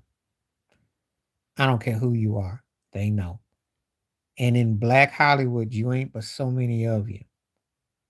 They know who goes what. They know because they put money on you. It wasn't, and it was the type of woman he got busted with. But they used it at their convenience to come after him. They weren't gonna come after him in the late 70s and 80s because they was making money off of him. He was considered a hipster. He was the flip of Richard Pryor. Pryor told you what went on in them parties. Pryor told you what he had to do to get movies and all kinds of stuff. He never hid his sexuality and the stuff. See, like they say, you got to do something strange for the change, or as I like to say, cheeks for checks, booty for looty. Basically, it's the Fleece Johnson aspects of that industry.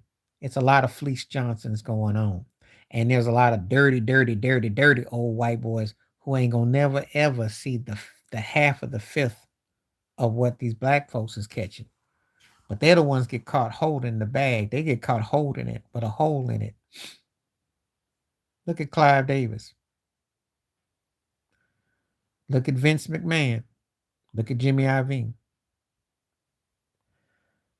I got Shaq hired because he won more with less.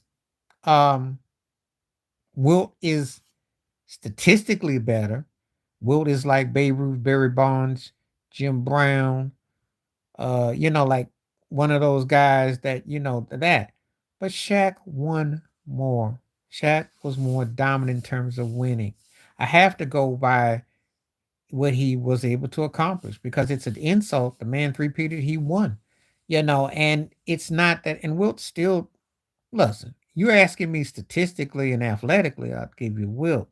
You're asking me who won more and who has the dominance and who impacted with what they did and wins and everything. I'm going with Shaq. But I could make them two as the two of the greatest ever. I could go 3, 2, 3, 4, 5, 6, 7. Those guys are gonna always be in my top 10 ever. It's just a different argument. And that's the only thing that Will Scott going that works against him when people talk about the ring counts and how he didn't win more. And he had better squads too. Because you give Shaq, Jerry West, Elton Bell, or Gil Goodrich, or some of those squads. I'm just saying, Shaq could finish. You know, so that's how I'm gonna say that. But I hold them both. They're way, way up. They're 1-1. They up there, and Kareem and Russell. So, oh yeah, he did. Yeah, he did. Seventh actor did. Yeah, they do that all the time. All the time. The white boy who got busted in that '70s show, that's because he was a stupid. So ZC, as me and Ted had this discussion, they all sellouts. If you are a black successful athlete and you cross over, you had to sell out. His advertising is no different than Michael Jordan doing ballpark franks and underwear commercials and all that, or LeBron or Steph. They all, because the man comes to them. The man comes to them and says, look, I'm going to give you this money and I want you to do this Papa Pizza commercial and I want you to do that. Now, I'm going to say this about Shaq. Shaq has down home folk vibe. If you see the interview with Allen Iverson when he protected Iverson out in LA about the chains, Shaq,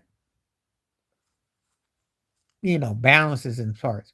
But he had to be corporate to get what he got. You're not getting $400-500 million without the white folks saying you a good one. And it ain't just your talent. They have to see that they can. They didn't do it to Kareem. Kareem never had that. He was in a movie with Bruce Lee and he did Airplane. And it never, and Bill Russell never got, no. Shaq was the first crossover big. The first, and probably the most, dare I say, impactful. Because I don't think Jokic is going to get that kind of. Derrick Robinson never got it. Olajuwon didn't get it. But you have to be, when they anoint you, they have to see you as a certain way. Because that's the only way they're going to mess with you. Because in their peaks and their primes and all the times in LA, and if I go from the Orlando era to the first year in Miami, Shaq was a better player. Shaq's impact was more. He dominated more. He was. I saw them when Shaq didn't play, when Kobe was with them those games, and Kobe scored a lot of points, but Shaq brought that team inward because of what he could do. Because there was the reality is this: he won with Kobe or the first three, but the notion going around is you could have put anybody with Shaq during that three-peat because he was that dominant. And you remember when he left to Miami, Kobe was either not making the playoffs or a first round casualty. And until they got Paul Gasol, this makes my argument. Till they got Paul Gasol for Kwame Brown, he wasn't doing much of nothing.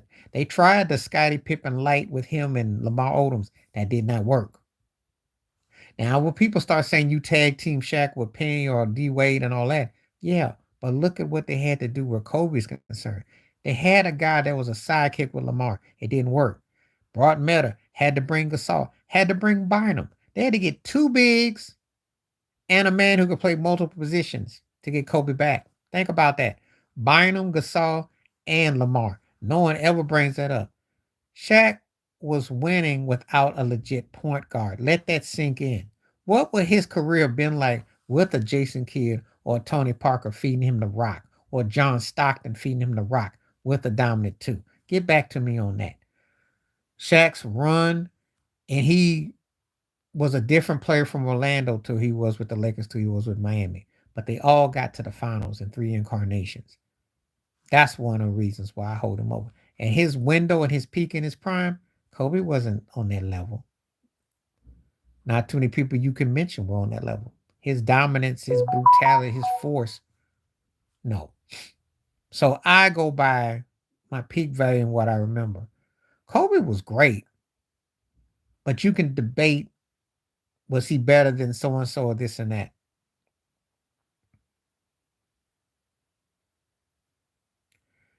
He don't win without Gasol. And he had Meta.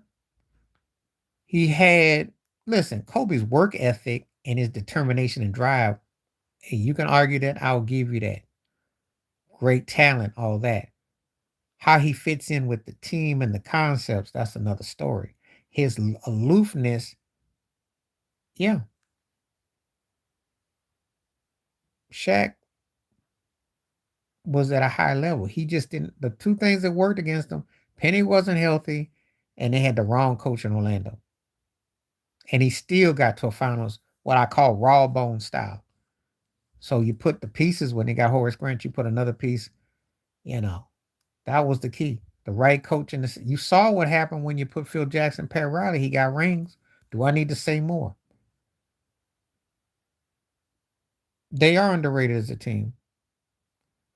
Well, most of them are in the finals, but I think that um he had a particular game against the Bulls in '93. He got off on that one. I like that one a lot.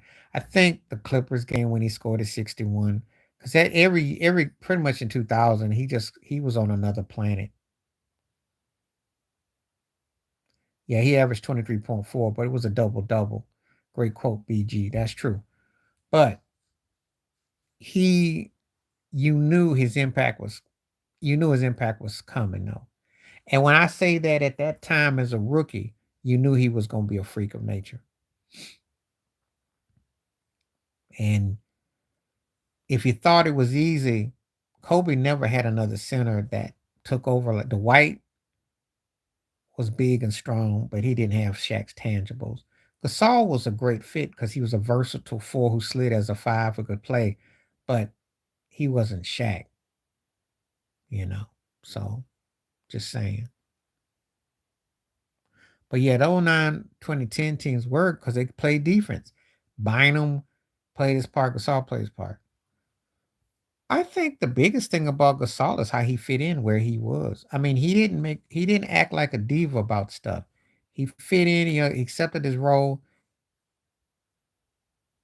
If you mean by a late bloomer, like when he was 21, 22, if that's what you're talking about late bloomer, his game was pretty polished. His game was pretty polished by the time he was 25, 26, I think. I don't think that I didn't get no Steve Nash like, oh, I just got good. Yeah, but that's not a late bloomer. That's par for the course. You know, he got more season, but if he got his outside shot, I'd say started coming in around 02, 01. That was coming in the gear. I mean, if you go by what happened in Utah with those air balls, okay. So, but I don't look at him as a late bloomer. Steve Nash is a late bloomer.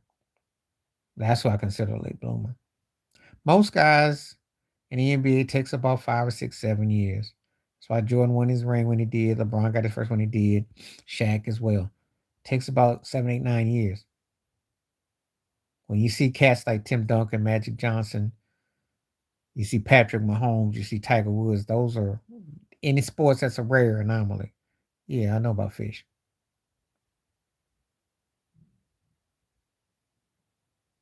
MJ was a great offensive force, but he wasn't dominant. Kareem had Oscar Robertson. Okay.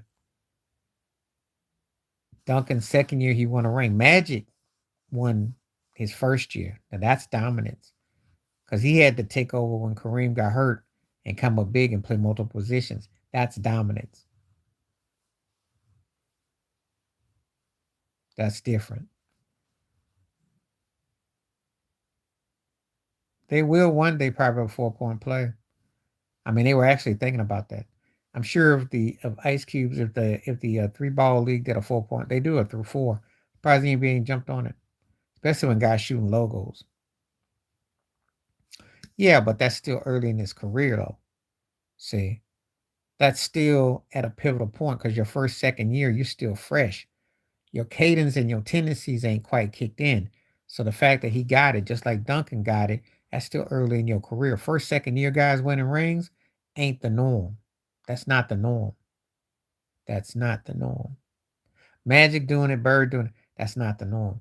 Most of these guys, like you saw with Jordan, what you saw with Shaq, what you saw with LeBron, Curry, extent, takes a few years. Takes a few years. Takes growing pains. Maybe that'll be in store for Jason Tatum. I don't know. Takes a few years before you get to that level. Giannis is a good took time. Giannis, Hakeem, Jokic. These guys don't just come off usually because you got to play in the system. You got to go through those growing pains. Very seldom do you see a guy that just comes in like Patrick Mahomes is an example. Yeah. NBA is a different animal because you're going to get, you know. See, I saw Magic Johnson and Bird. I saw Isaiah have growing pains. Because Isaiah 40 years ago was on the highest scoring team scoring. They had to bring that down. So I'm just saying, yeah, it's tough. He went to the finals though in his 86, which had been his third year. But it took another 8 before he won the ring. That's the reality. That's the reality of how tough it can be. That's a tough. You don't just, you know, everybody ain't Bill Russell, but they had a great squad and teams. It's reality. That's why rings, guys winning multiple rings gets overblown. Because I remember the time a guy won a ring or two, that was incredible. Jordan made it magic. Jordan made it fashionable. You got to win 5, 6, those type in the modern era. And everybody thinks that that's, takes time. Takes time. Still doesn't mean that you can still be considered an all-time great with one ring. You can be in an argument with anybody because you can put Oscar Robinson's case up. Don't have to have 99 rings. You can put Wilt's case up. So, but it's a real. A lot of things have to go your way too. A lot of things,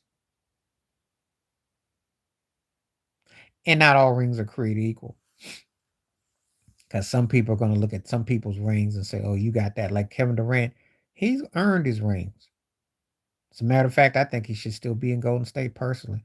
If he was in Golden State and had 2 or 3 more rings, you'd be hard pressed not to have him as your top 5 or 6 because his scoring, he's gonna have 30,000 plus points. He's healthy. He's gonna have more stats. But because of what has happened, so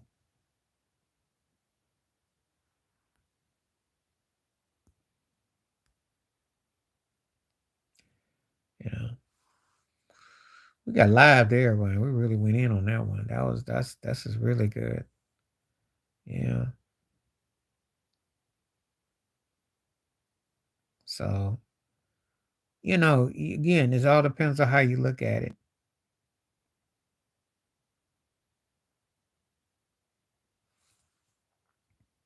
Yeah, and he's a great player. He's in that, you can make a case 24 to 30 range. I think he's getting more respect now than he did 10 years ago, 20 years ago, I believe. Oh, I know, you know. But he was in a tough era. It's a tough era. And that's the coldness of it because there's always someone who's just a little bit better than you and got some more. Doesn't mean you ain't great, you know. Because if Utah had Karl Malone right now, as janky, as busted as they are, they would be a Western Conference Final team. I don't think that's because the off course was messing up because David Stern knew about it 40 years ago. He dropped some in the postseason, but it's because he two things. He played in Utah and he was a black redneck. Wasn't about his off court issues. David Stern knew about it. I did a video about David Stern and his Negroes. Check it out, Basketball Gold. If you watch my videos, I touched on that. They they called him the mailman. He got 2 league MVPs. So how much of his off court? The reason why he's underrated is because he wasn't an ooh and ah guy. He was a rugged dude. See, they like finesse. They like finesse. Now they give it to Duncan because Duncan's got the rings, and I hold Tim Duncan in high regards. But Tim Duncan, and if Tim Duncan was white, they'd be calling him Picasso. But being black, he's too dry. But he got the rings. They can't touch the rings. They can't touch his success. But the Karl Malone issue is because he didn't appeal to the fans of a certain era. There are black folks I know who can't stand Karl Malone. They thought he was a Tom. They thought he was corny. And they hated Utah. And that's the perception that left. It wasn't about his off the court. Him messing with his cousin or young girls ain't nothing new in that industry. I'm trying to tell you, David Stern is no different than Clive David, than Cross, Vince McMahon, all that, Vince McMahon, all that stuff. Tell you. He wasn't liked though within the black community though. And compared to Jordan, they kind of treated him like Jordan was like Ali and Karl Malone was George Foreman. I remember very well. I only talk about that here. I haven't done it in a regular video, but Karl Malone was seen like a Tom. He was seen because of black redneck, because he wasn't all he had a Rodney King S curl, but he wasn't like glitz and glam. Even when he played for the Lakers, he wasn't glitz and glam. He was just a country boy. But he didn't appeal. He didn't have Charles Barkley's charisma. They hold it against you. They want you to have appeal. Well, if he wins another ring and gets another league MVP, finals MVP, etc., he'll move up. He'll be in that argument. He's got a good chance to be in the Karl Malone, Duncan, Garnett argument with those guys. And Barkley. He got a good chance. He will never surpass Duncan unless he wins 3 finals MVPs, and 3 league MVPs. Then that's when he would. But I don't know if that's gonna happen. But he's got a good chance to move up all-time rankings because the sky's the limit with him. I'm impressed by what he was and what he became. But he has to learn how to, his teammates have to connect with him. And, with his free throw shooting, 3-point shooting. But what he's putting up stat-wise is just bananas. He's getting hated on for reasons that have nothing to do with basketball. He's almost like a Karl Malone if you think about it, because he has no appeal because he's not from here. And they can't relate to him because he doesn't act like the brothers act. Actually, it's like Karl Malone deja vu through Giannis without a John Stockton. That's the reality. I'm glad I'm allowed to talk about this because you can watch this on the live stream. I don't usually do this in my regular videos because it wouldn't really be, but he gets hate because they think of him as some Russian. They just think he's like I said, he doesn't play the game. He doesn't shuffle. He doesn't grin. He just comes to play ball. He works very hard. He doesn't give anything extra. See, if he was jovial and jokey like Luka, he would be bigger. It's not always about what we watch. We watch and respect your talent and your craft. They want you to do a little shuffling. They like you to dance. They like you to buck. They like you to shuffle and coon.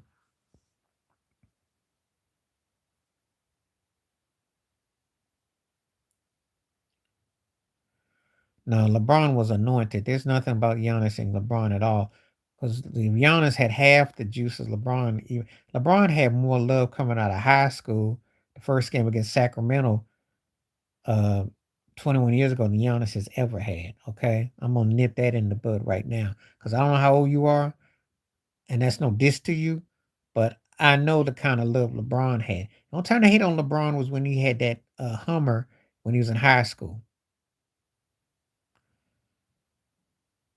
Well, they'll say he's from Canada, so they'll use the foreign aspect with that. They'll use that he's not from here. He's a great talent, and I think he's trying to fit in because he knows he ain't gonna get no MVP unless he does. See, I tell you, there's no difference between professional sports and the rest of the entertainment industry. Any way they can backbreak you and buck you up, they will.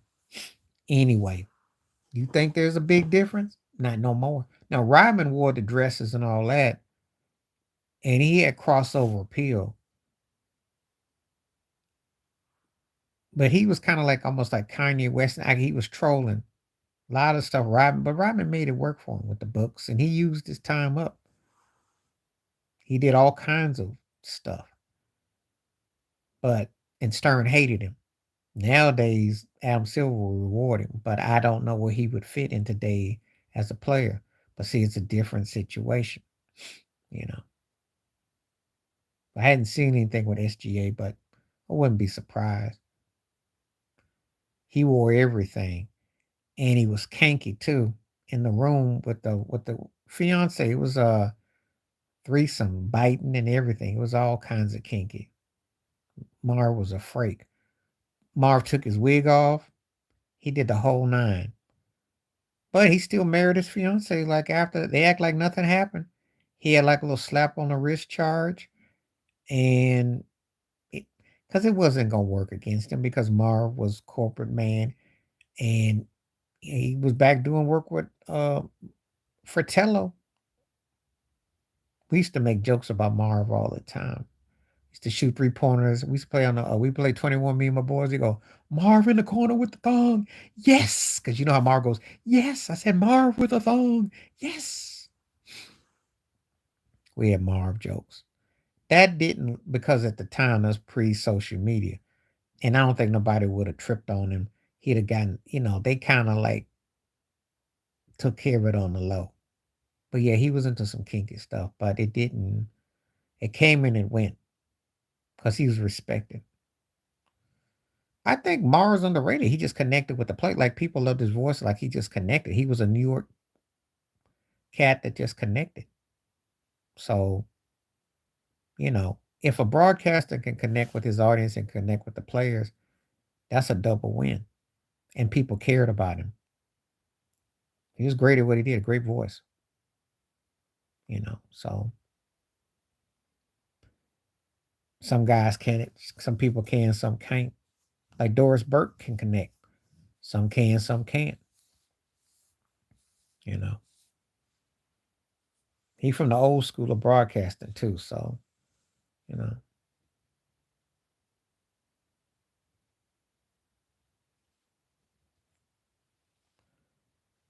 Far as what? Far as what? You asking me as far as broadcasting, or you talking about what do you mean? Because they two different entities.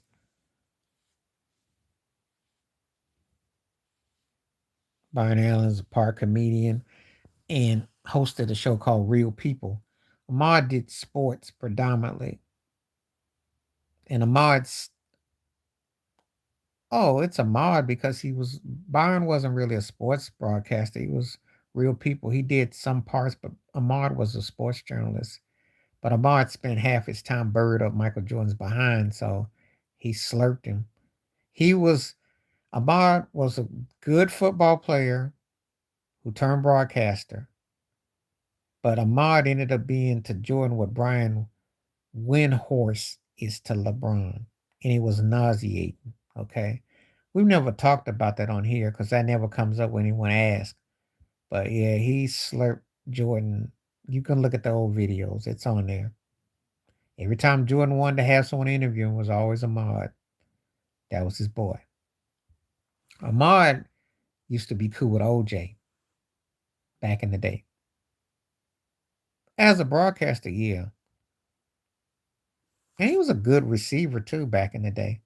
But he used to be OJ. Him and OJ were boys until the whole thing 30 years ago. And then Ahmad was always riding Jordan.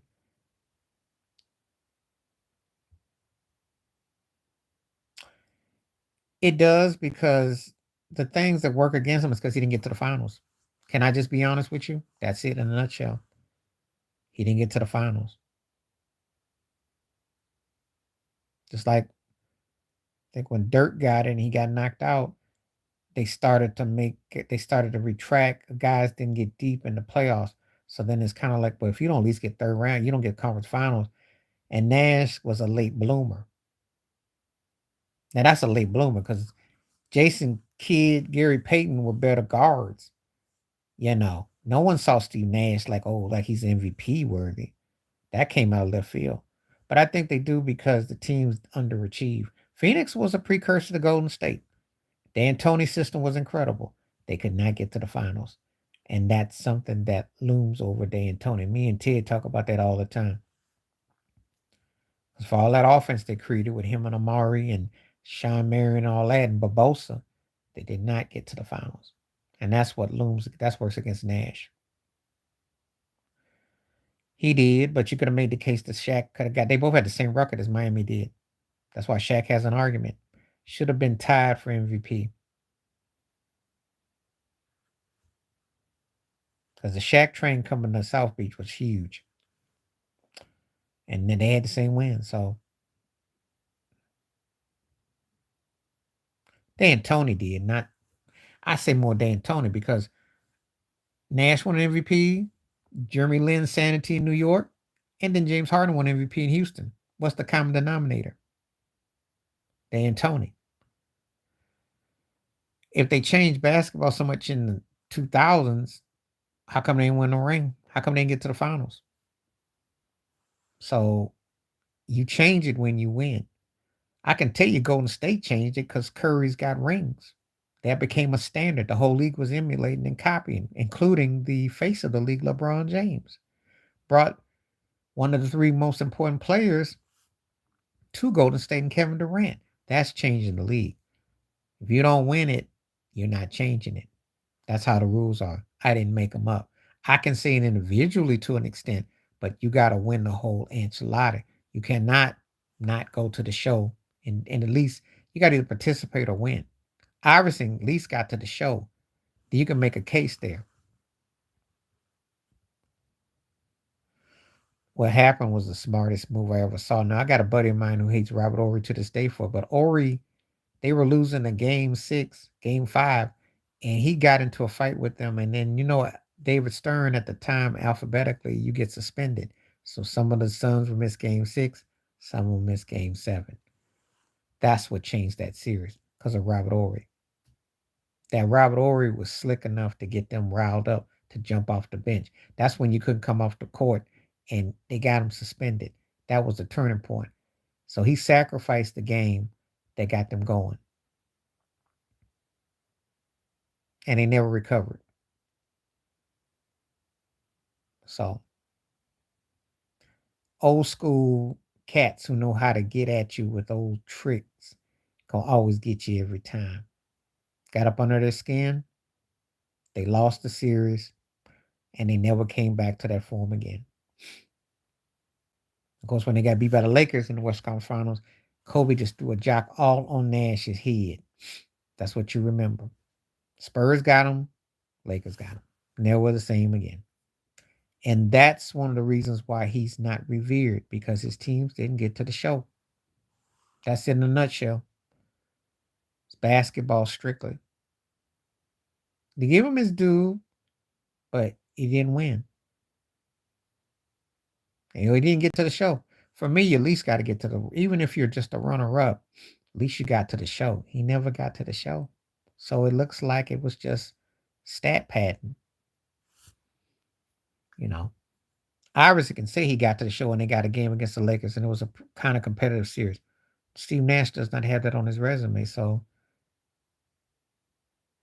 Nash, because of the MVPs, and uh, he had a bigger impact. He had a great totality. Iverson, over and under. Under because what he did at his size and how he elevated his team to a finals was impressive. Over because he ain't Isaiah Thomas.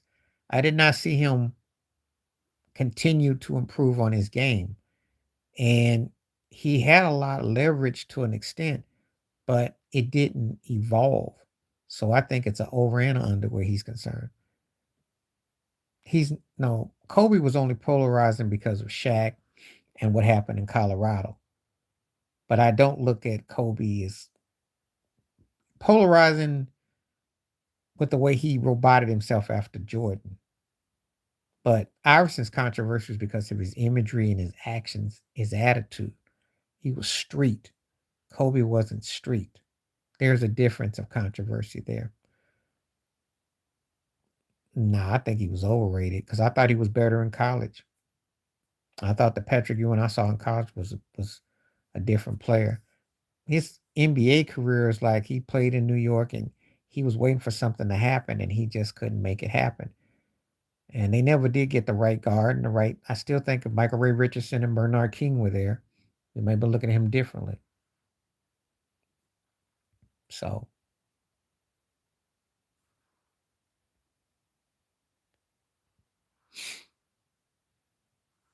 a guy can be overrated and underrated too. Most of them are because I can find overrated and underrated in pretty much all the players because yeah, because he's a one trick pony.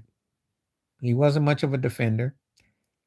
If he could have halfway even attempted to get rebounds in that game 7 against the Bulls, they beat the Bulls. He got outboxed, but as far as slinging you off and it was Michael Jordan called him like a woman. He said he guarded him like a woman, like a chick, the way he would tap you, you know. But he didn't really defend and he didn't get boards. But the guy could shoot. The guy was clutch. The guy could always get his shot off and he could scare you. He had that scare factor. But I wasn't scared of him on the Pacers. The scariest person was his head coach, which was Larry Bird. Larry Bird scared me more than Reggie ever did at his best. So pretty much a one-trick pony. So that would make you overrated. He could do one thing well. I know some people don't think he's a Hall of Famer. They think he's in the really good to very good Hall of Fame. So depends on who you talk to. You know. But he had a particular skill because he came up with big games against the Knicks and the Bulls. That's what that being that problem. Yeah, because his NBA career did not match his college career. Great hands, but he always like a deer in the headlights, like he was looking for someone to bail him out. And he should have been mentioned along with Duncan, Karl Malone, Barkley. Just like Derek Coleman should have too. Weber, just like Derek Coleman, they're two of the biggest disappointments. Those guys had crazy skills, you know. And they settled like Rasheed Wallace did, but they were more skilled. And they didn't really have to. Because Weber could have been something else. I'm just saying. So by you, I mean he was good,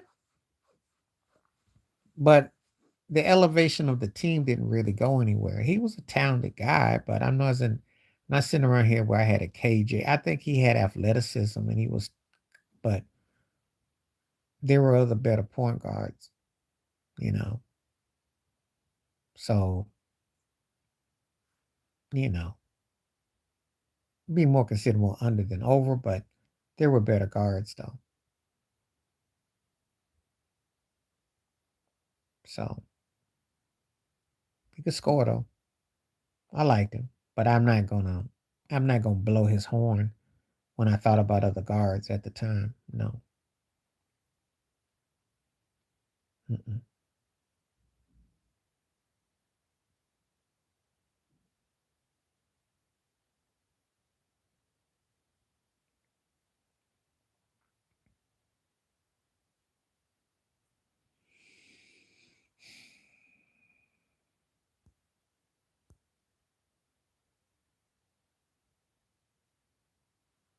Yeah. Only because of the way he played defense, and he was a specialist. So he kind of falls in line with the Draymond Green aesthetic as far as where he fit on the team. Any other team, I think that he'd have to either score more. He came in an era where you could be a defender like he did. Okay. And he hit some threes, but he was in a different era, and he also what he meant to the team. I don't know he goes anywhere else how his career turns out. See, if he's in Toronto, I don't know if we even pay him the same attention, but he fit great with San Antonio. I talk about this a lot, like how Ori became a specialist, Rodman specialist, or Draymond. You can use Draymond to how he is in Golden State, but that don't necessarily mean he'd been anything. Overall player, but Bowen fit the Spurs though. See, you can be a better player, but could Rick Fox gone done that with San Antonio? I don't think so. Bowen would make 3 or 4 3-pointers and play defense. Step on your toes, but get physical with you. Don't know if Bowen could have done that in LA, and I don't know if Fox could have done that in San Antonio. We'll never know. Depends on what you're playing with. He fit great with the Spurs. Back in the day, it was about getting guys that fit too. It wasn't just getting anybody because you athletic and you got talent. You had to fit. So there's a lot of homework that went into that. Bowen fit with that Spurs style. So he's underrated. He was a strong defender. Kobe respected him. You know. Yeah, well, because of the fact that he became he became what you see today. So when you see guys, what Bosch end up shooting outside shots against Roy Hibbert or against Hibbert or against the Spurs, that's what Big Smooth was doing. But he was more of a physical back play when he came from North Carolina. He was the best player on that team, on that Carolina team. We got to the NBA, he became like a spot shooter. Wasn't the same dude. So he had to learn how to develop a 3-pointer, how to shoot. Didn't have that low post. So yeah, I would say so. It's sad too because he was great in college. We saw him in college. You thought he was going to be Hall of Fame bound. His NBA career, he got to the finals and stuff a couple times, but he wasn't that dude. He wasn't that dude.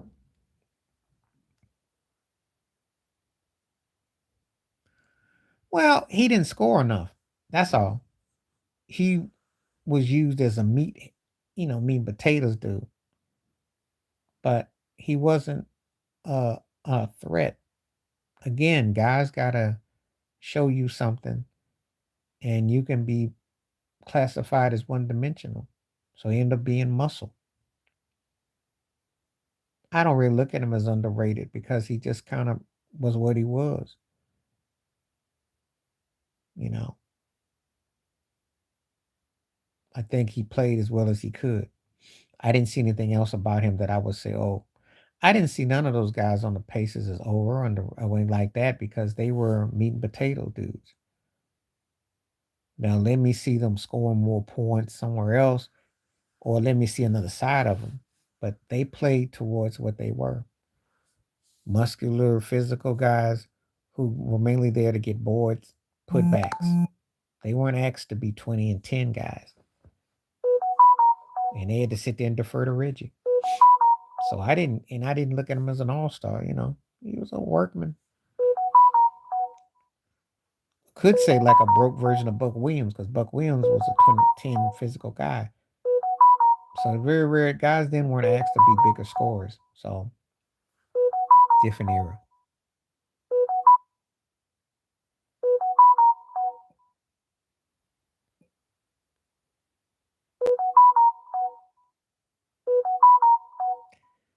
Not to me, wasn't.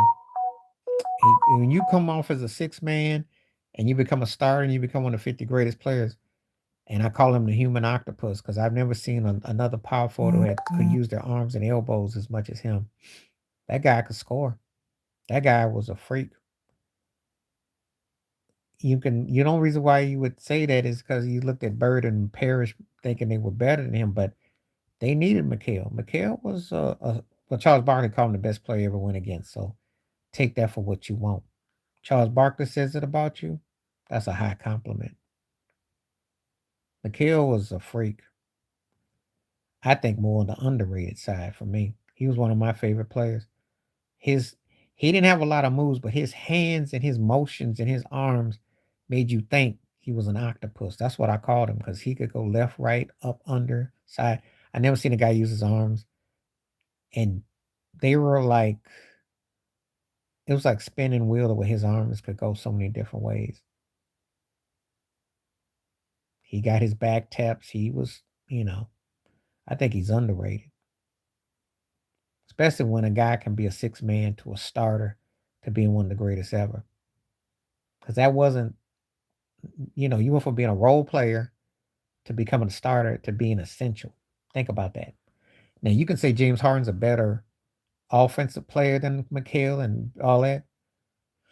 Only reason why you consider him overrated is because he got hurt and he played in situations that didn't benefit him, but he just was injury prone. He just didn't put himself in the best situation. I wonder what it would have been like if he'd have gone to the Lakers with Kobe. He did good in Phoenix. He just was hurt because his skill set was he was like a, a better scoring version of Scottie Pippen. He was once the face of the league for a minute. I like Grant. It's just that Grant got hurt. It's kind of like a Penny Hardaway situation. You'll never know what it'd been like if he'd played because he had some moments. Now, yeah, Kyler Perry is, but he got the one ring. So when you win, they let you do the Fisher Price, even though he actually won. But it's kind of like the John Madden thing. You win, you go to the show, a different era. You can rock that for 50 years because the hype has already been bought and paid for. That's what Kyler Perry's got. So it works for you. All you gotta do is have one. It's like Joe Namath. Remember, just one. That's it. That's it. All it takes is a chip. You win. Depends on what area you in. That's like Rick Pitino. He in. He be breaking the law all the time. Pitino should be a politician because he ain't that different than Trump and Biden, but he got over. Just saying. He won. He won multiple. He was an alright NBA coach. He was alright. But he got over and he got over with that's all it takes.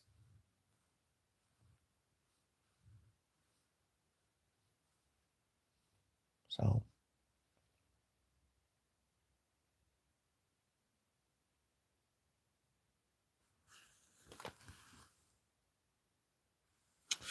I'm gonna get ready to cut it in a couple minutes because I gotta go. I didn't realize how late it was. I gotta go ready to eat. But I'll be back tomorrow. Nolan Richardson, yeah, he was. He was. Nolan Richardson was. Didn't get his due in Arkansas. He won a ring and they kind of downplayed him. I agree. I agree. In another era, he'd have been bigger. I agree. Look this up real quick. But yeah. But anyway, I appreciate everybody coming through. Come back, do it again tomorrow. I got so late on time, I got to go get my food on. Got to get my grub on. But I appreciate everybody with the questions and answers. Appreciate you. Stay safe, stay warm, stay careful, be cool out there. Bring the questions on. Anything you want to talk about, we can cover it. I will catch you. Peace and the best. Stay up. Thank you always. I'm out.